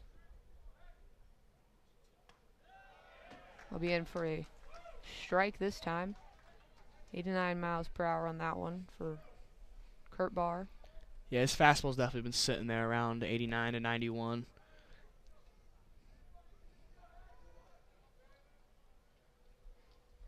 Again, still having a bit of a stare down with the runner on second. That one in there for a called strike too.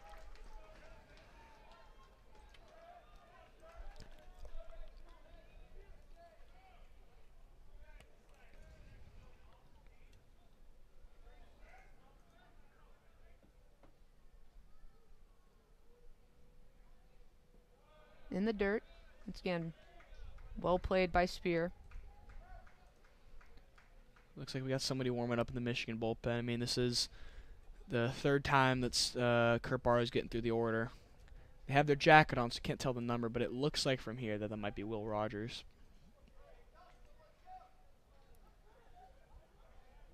2-2 count, 2 outs. It's again in the dirt. We like how Kurt Barr hasn't really been fooled too much by Covarrubias jumping around there at second base. I mean, he's focusing on the batter. He knows he has 2 outs. There's no need to get flustered or focus on the base runner there. Just focus on getting the out here and get out of the inning. Yeah, that's a bit of a stare down. Something you'd see in a Western. Gonna come off the mound there.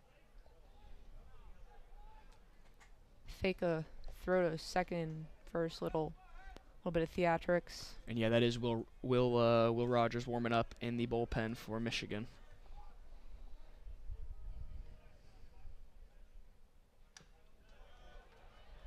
Foul tip. And right now we see, you go. Oh, it was just in the dirt. Yeah. I was going to say, that right now we see the USC base runners running. I mean, anytime you have a full count with 2 outs, as soon as that pitcher delivers, the runners are going to be running because no matter the outcome, they have to advance the base there. So, yeah, everyone will be running. Runners on first and second, full count, 2 outs, pitches in. They're going to say it's low. Kurt Barr really wanted that one. Called ball 4, bases loaded for the left fielder, Adrian Lopez. Left fielder number 5, Adrian Lopez. Already 1 for 2 today.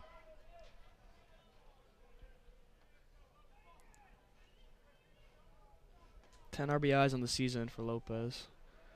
See what he can do here with bases loaded and 2 outs. This is the big bottom of the inning here.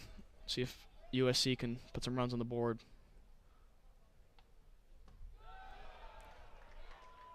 Takes strike 1 looking. I mean, this is definitely the biggest opportunity they've had here. I mean, it comes with 2 outs, which is unfortunate, but this is the biggest opportunity that USC's had all afternoon. Goes back to his off speed, misses low. Couldn't get Lopez to bite. 1-1.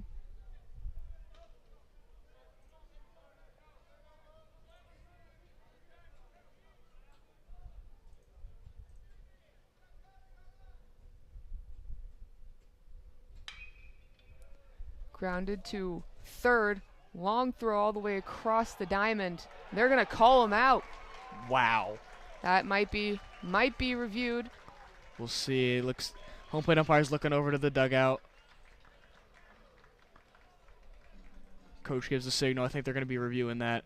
That was an incredible play there by Cole Caruso. Had to dive to his left, took a big hop there at the end. He had to fling his glove up there. Got up from one knee, made the throw to first base. It's definitely a close one. I don't blame, especially the situation we're talking about. This is the best opportunity that USC's had all afternoon. I don't blame them for going to review that, but that was an incredible effort there by Cole Caruso to make that play. We'll play some music there. See while we wait for the deliberation.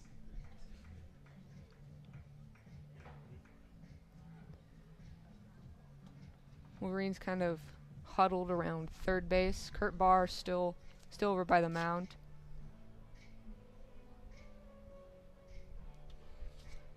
Seems like they're all over there talking to the USC third base coach. Kurt Barr is picking the ball back up, so he might have a feeling there that call is going to be overturned. Waiting for confirmation of either form before making any adjustments to the score bug.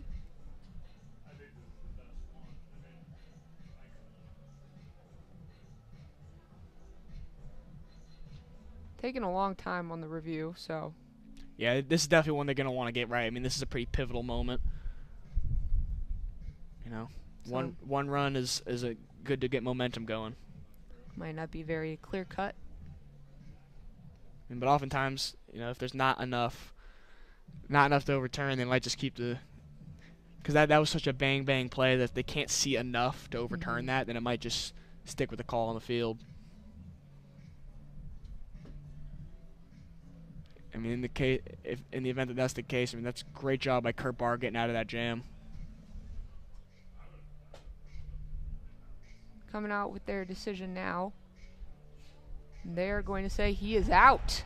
Confirming the call. And I mean, what a play by Cole Caruso. That is just, I mean, to his left in the gap. I mean, he had to lay out to make that. Flung his glove at it, snagged it. I mean, that's a tough throw to make, too. I mean, he's playing third base. That's the farthest infield throw you can make. And he got up from one knee, made a nice long hop throw. And let's not forget to mention the great stretch there by Jeter Ibarra to kind of give them the better chance of getting that out there. So Wolverines end the inning unscathed despite bases loaded. After a fantastic play by Cole Caruso. They will get ready to bat in the bottom of the fifth after putting up 3 runs in the fourth. Still have Jude Favela on the mound for USC. Spear will lead off for the Wolverines. Batting .222 this season, .352 on base, .422 slugging.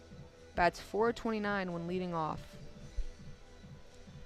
3 homers on the season as well. The senior catcher, Matt Spear. He had a good top of the inning, too, behind the dish. I mean, he made a lot of nice blocks to prevent runners from advancing. It's pretty pivotal in that inning.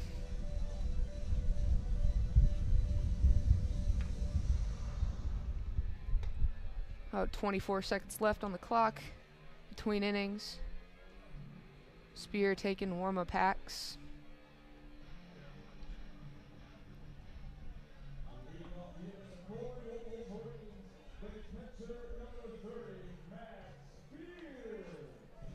Went for 2 today. Making his presence known behind the plate. Now trying to make it known in this one at it. He steps in to start the second half of the game against Favela. First pitch called, strike 1.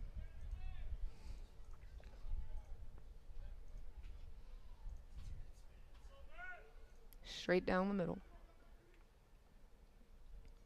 Second pitch swung on, high in the air.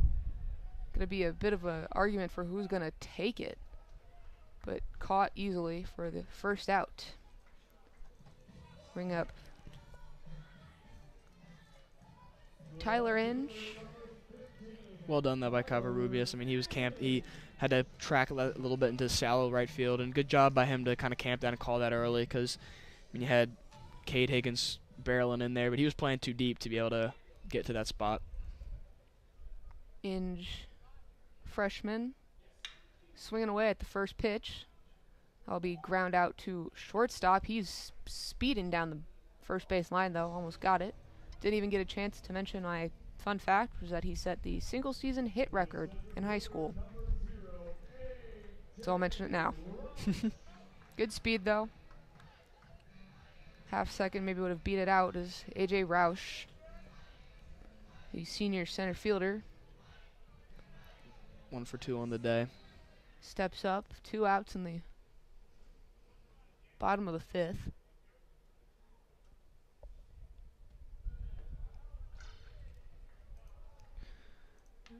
A.J. Roush is a guy that kind of fell into Michigan's lap. I mean, he was a transfer from Ohio University. Wasn't heavily recruited by Michigan, but, I mean, transferred after 4 years playing there.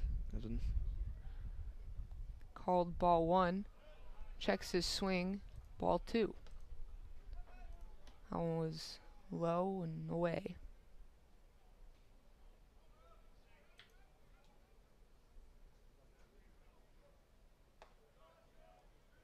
I'll be called for a strike.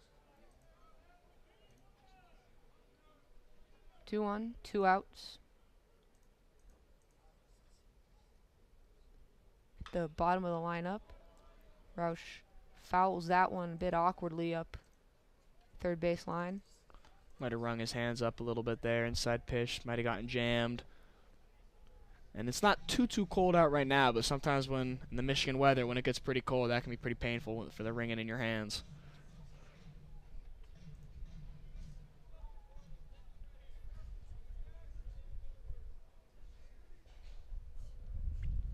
Vela sets up. Away. 3-2, 2 outs. Nobody on.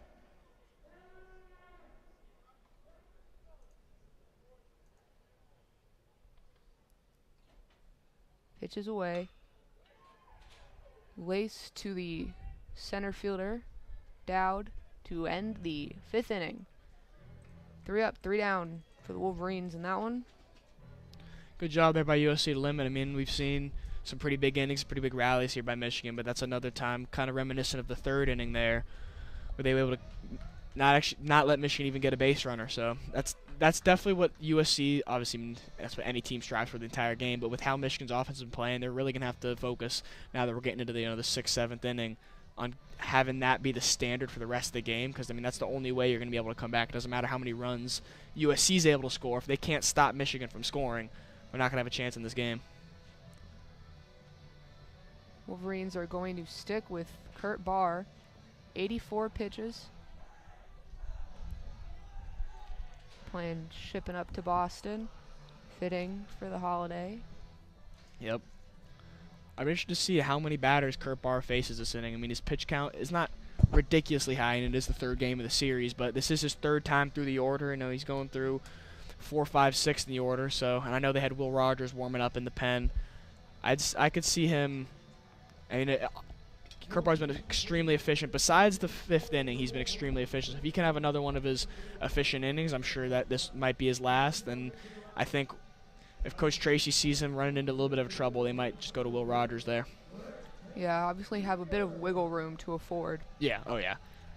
I mean, that's another thing with these now when we start going to the bullpen and these relief pitchers come in, that'll be a big thing to focus on. Is just pitch with a lead. You know, you don't have to put a ton of pressure on, getting every single guy out and not letting up a single run. I mean, you have a 10-run lead. There's always something to consider is pitching with a lead. You'll trade runs for outs at this point. First batter he faces is Kevin Takeuchi, who's swinging on the first pitch. Hit deep into left field. It's going to bounce off the wall for a double. Hits starting to fall for the Trojans in this one.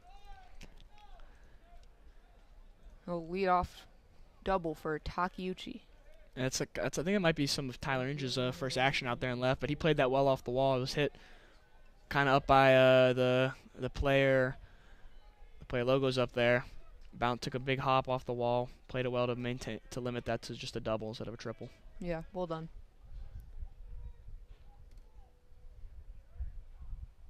Barr checks the runner again. First pitch misses low. Ball 1.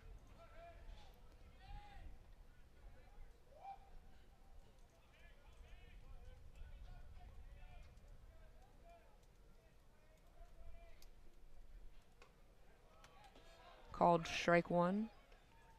Pain in the outside there.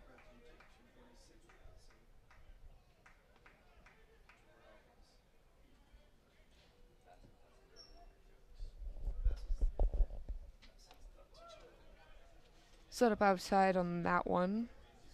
Called ball 2.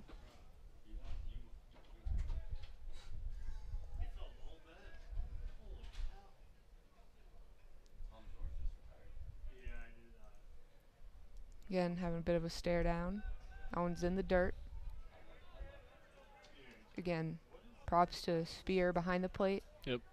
Hasn't let a single pitch past him. Yeah, so far been no pass balls or wild pitches yet. 3-1. No out. Runner on second. Higgins doesn't find the gap. Covered a lot of speed there. Runner will advance. Great play out there by Jonathan Kim. I mean, Yeah. that saves a run. That his effort there saved a run. If that drops, I mean, then Takeuchi's definitely going to be scoring there. I mean, he covered a ton of ground to get out there in right center.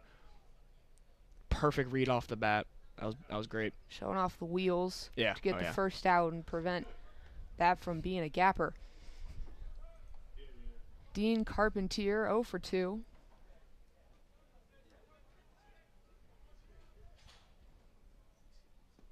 First pitch off speed in the dirt. Won't bite. Ball 1. 15 hits on the season for Carpentier.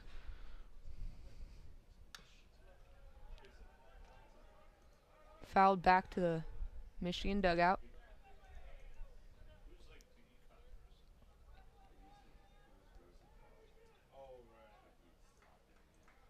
One, one out.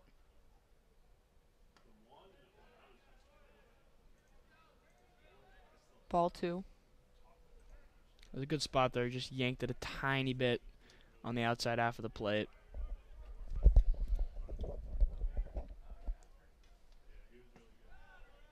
It's going to be ball 3. They've been low again. 3-1 count. I think it'd be good to see him maybe attack the outside of the plate here. Carpentier's standing pretty far off the plate, so a nicely located fastball will do well.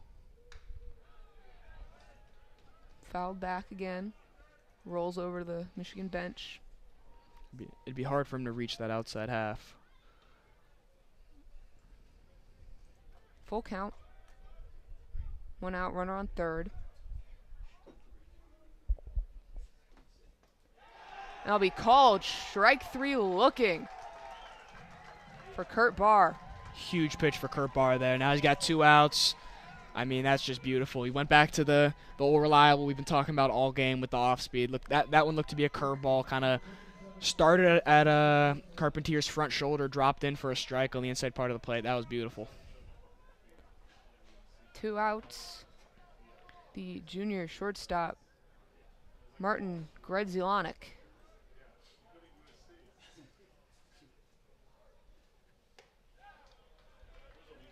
First pitch, outside, ball 1. Don't know if the Nats might pick that up too. That was a great crowd pop on that called strike 3. Takeuchi is the runner at third.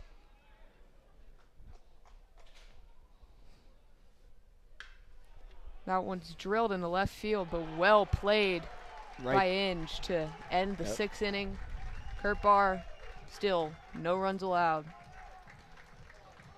That's great by Kurt Barr. I mean, he lets up a double on the first. I think it was the first pitch of the inning. If not the first pitch, it was definitely the first at bat, and that was great to just limit the damage. I mean, you know, it's hard mentally as a pitcher to. I mean, when you let up a double, especially, you know, you're just getting towards the end of your outing, you let up a double on the first at bat of the game, but he battled back, got the next 3 batters out. I mean, that's great work there. And that might be his day done now. Yeah, would not be shocked if that is the last we see of Kurt Barr in this one, and obviously great outing for him. Oh yeah. Yeah. Sorry, trying to pad through my stats a little bit. If that is the final stat line for Kurt Barr, 6 innings pitched, 5 hits allowed, 2 walks, 4 strikeouts. ERA started today at 6.39. If he is done, it will end at 4.34. That's great. And I mean, one of the things I harped on the entire broadcast when he was out there was efficiency, and he had 25 batters faced, I believe was the stat. I mean, through 6 innings of work, that's just over 4 batters per inning. That is perfect for efficiency, and that is what allows pitchers to go deep in these games. So, great work. New pitcher for USC. It's going to be number 77, Dylan Osborne, who, in addition to pitching, also plays outfield.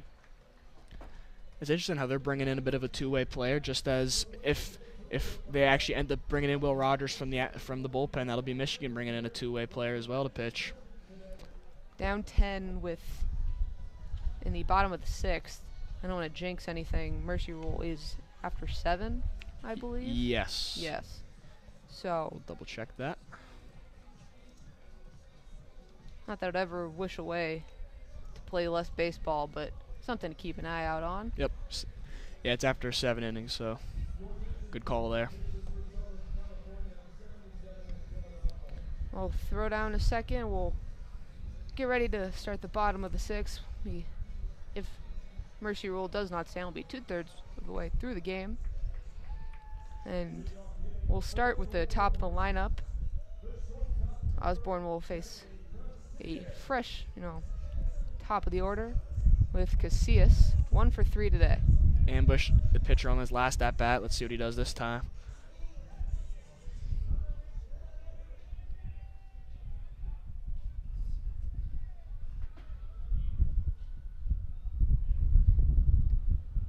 Take his time. Oh.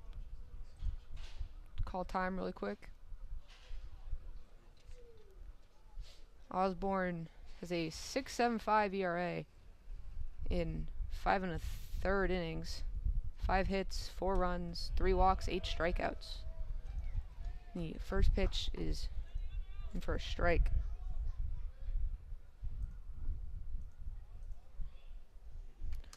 Looks like there might be something wrong with the pitch comm here. Tejada's still in the game, catching. Seems to have a bit of trouble hearing what pitch is being called from the dugout in his earpiece. No, take a moment to go get that settled. The USC bench. This is a newer issue in the game of baseball for both the majors and college baseball. I mean, these pitch comms are still pretty new, and teams are still kind of getting used to them. Crisis hopefully averted there. Yep. Kick things back off. 0-1 is the count.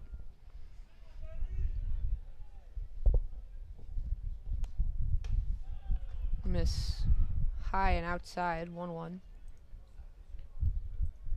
So far, Osborne's been bringing the heat. That's 2 90-mile-an-hour fastballs there.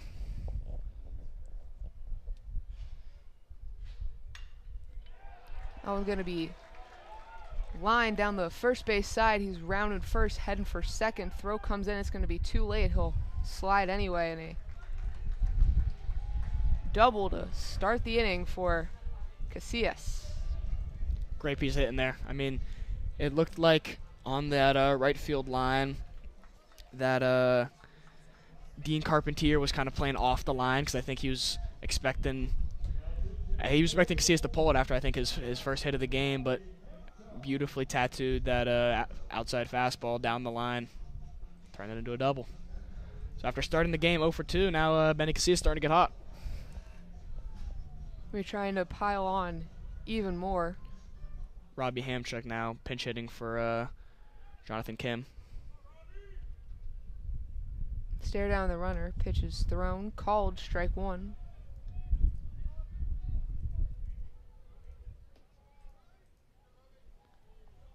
Rob Hamchuk was previously teammates with Matt Spear at San Jose State.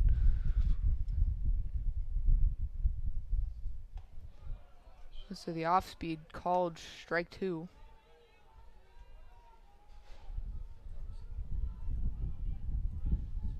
It's currently 5 for USC and 11 for the Wolverines.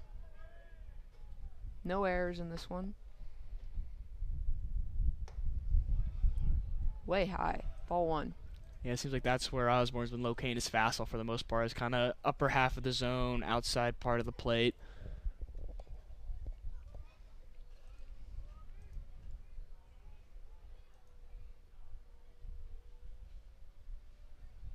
Staring down the runner. I'm gonna be, might drop. It will, but foul. Had a lot of distance to cover out there. Higgins did.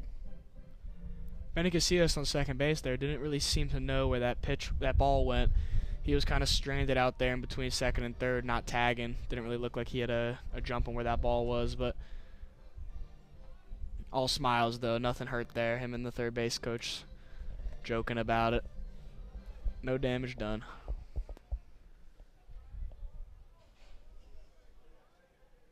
One, 2 count. Fouled back. Keep the at-bat alive.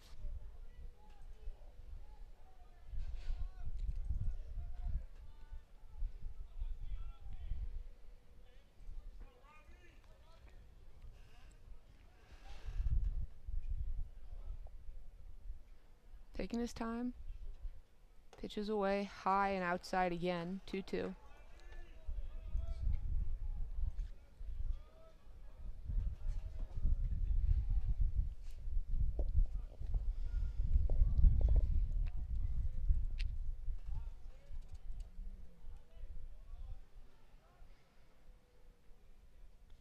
Pitches up. That one's going to be grounded to the shortstop. Runner takes off. Out at first, but moves Casillas over to third. Yeah, productive at bat there for Hamchuk. I mean, always good to move a runner over, especially there was no outs, so you trade one out for getting Casillas to third there for our guy Mitch Voigt to come up with a runner on third base. So great job there by Robbie Hamchuk to advance the runner.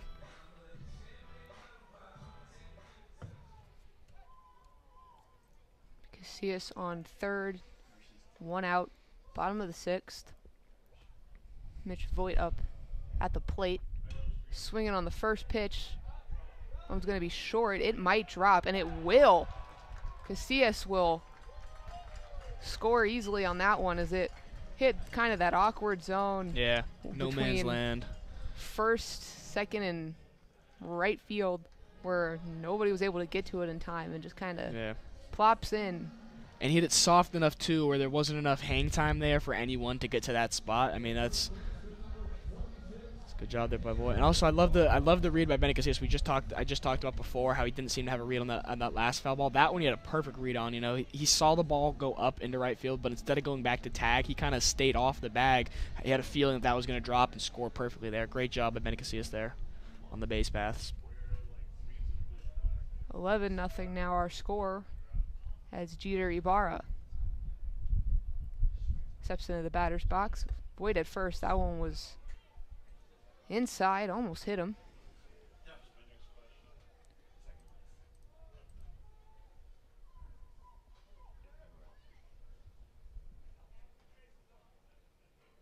Staring down Voigt at first. In for called strike 1. Inside, not as much this time.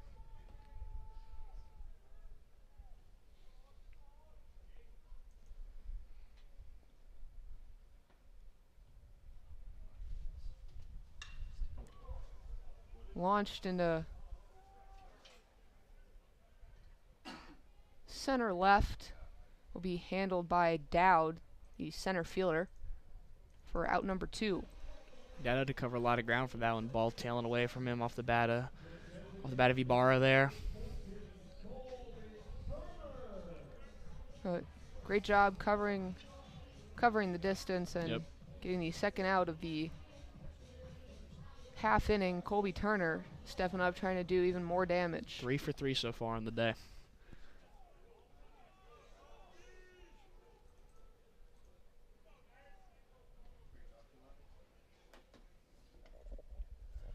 Osborne,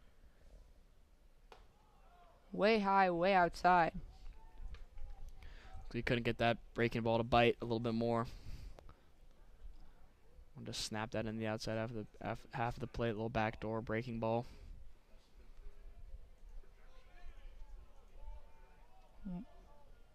1-0, 2 outs. Voigt at first. Again, off speed that just kind of got away from him, I think. Yeah, it's the same thing that happened there. He's not getting quite enough break as he wants there on that pitch, because he's trying to throw a backdoor, kind of start in the left-handed batter's box, drop it into the outside half of the zone, but it's just not breaking enough for him.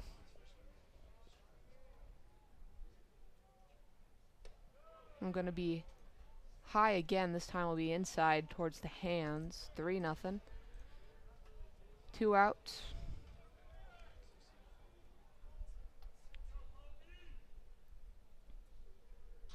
Getting chilly here.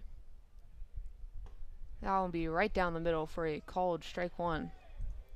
There he goes. Found his command there with the fastball. Good way to bounce back after falling behind 3-0.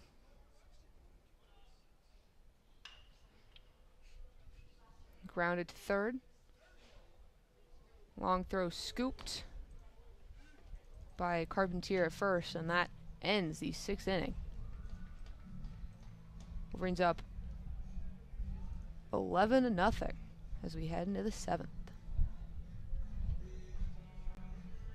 Bit of an offensive onslaught. Wolverines could have afforded maybe to space this out a little bit more over the weekend, but I think they've been frustrated from the past 2 games. good to see the bats come alive anyway. Oh, yeah. You got Will Rogers coming in for relief for Kurt Barr.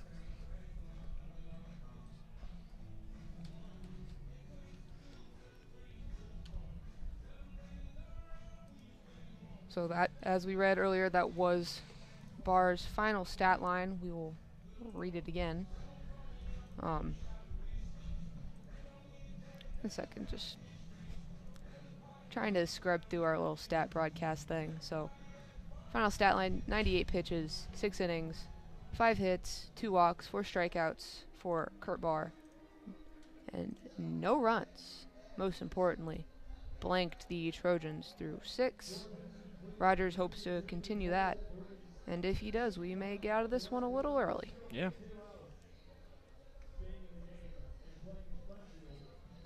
Will Rogers, excellent two-way player, transfer from Arizona State.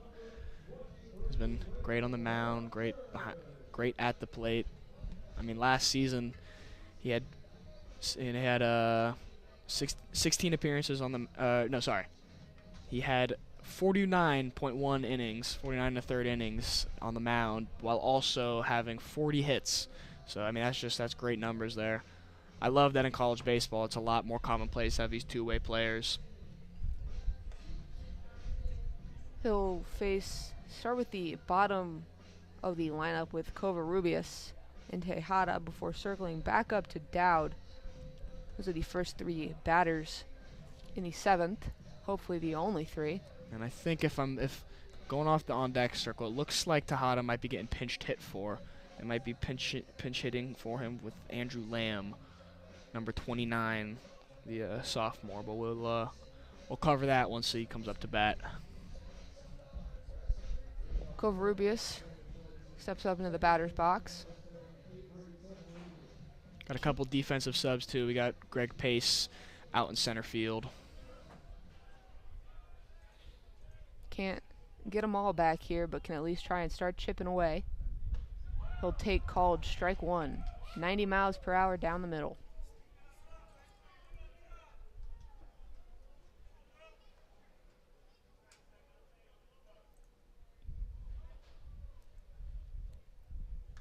Swinging on the second one, fouled back, 0-2 count. That slider played perfectly well off that previous fastball. I mean, they started at the same location, probably about halfway down that 60 feet, 6 inches. Looked like the same pitch, but broke late.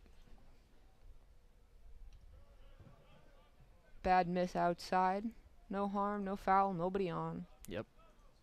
1-2 count.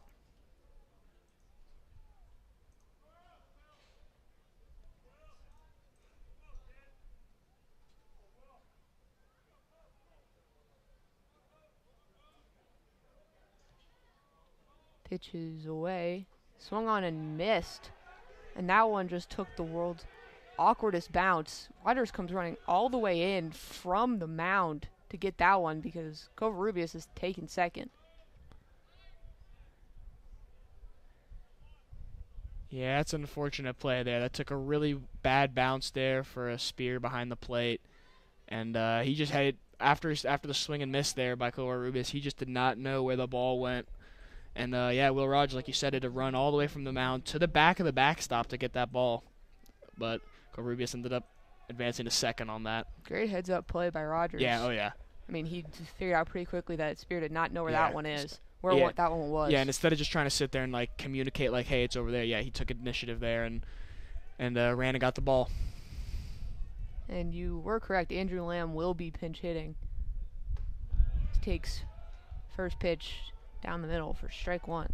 And that's something that one of my past coaches always used to harp on as well, is to be a volunteer in those situations instead of sitting there and waiting for, Spear to try and find the ball, who clearly just – and that's just not his fault to go bad hop. Will Rogers ended up being a volunteer there. Called strike 2 as well. 0-2 count. Runner on second.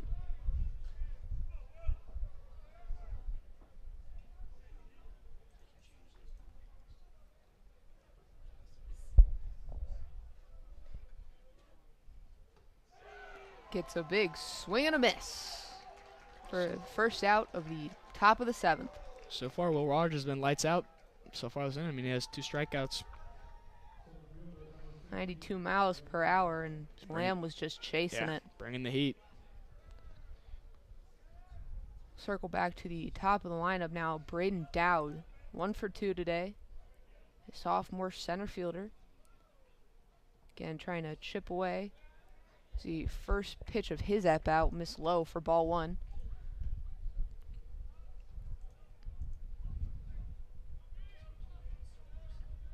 I don't know, we mentioned that Greg Pace was in center field. We also have Robbie Hamchuk out there in left.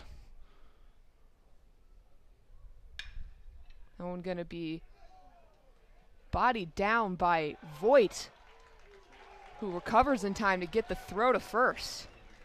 And again, Mitch Voigt has been all over the place, doing great things for the Wolverines today. Great things at the plate, great things at the field, and that's just I harp on it every time I get to commentate on Mitch Voigt. I mean, that's just a pure athleticism there. That is really far in the hole there. He dives, smothers it. Didn't feel it clean, but he smothered it with his body and is able to pop up and make the throw. Great play. That'll advance Covarrubias to third. 2 outs with Ethan Hedges up. Take strike one. Trojans potentially down to their final 2 strikes.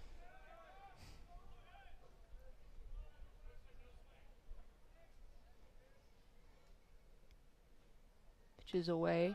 It's going to be outside. I appreciate the framing there. Yep. By Spear. I'm a Cardinals fan, so I feel like I always have to mention good framing jobs.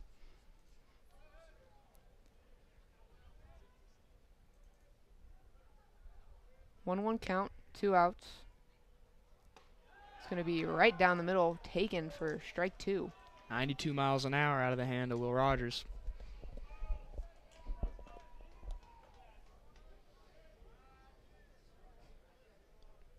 One, 2 count.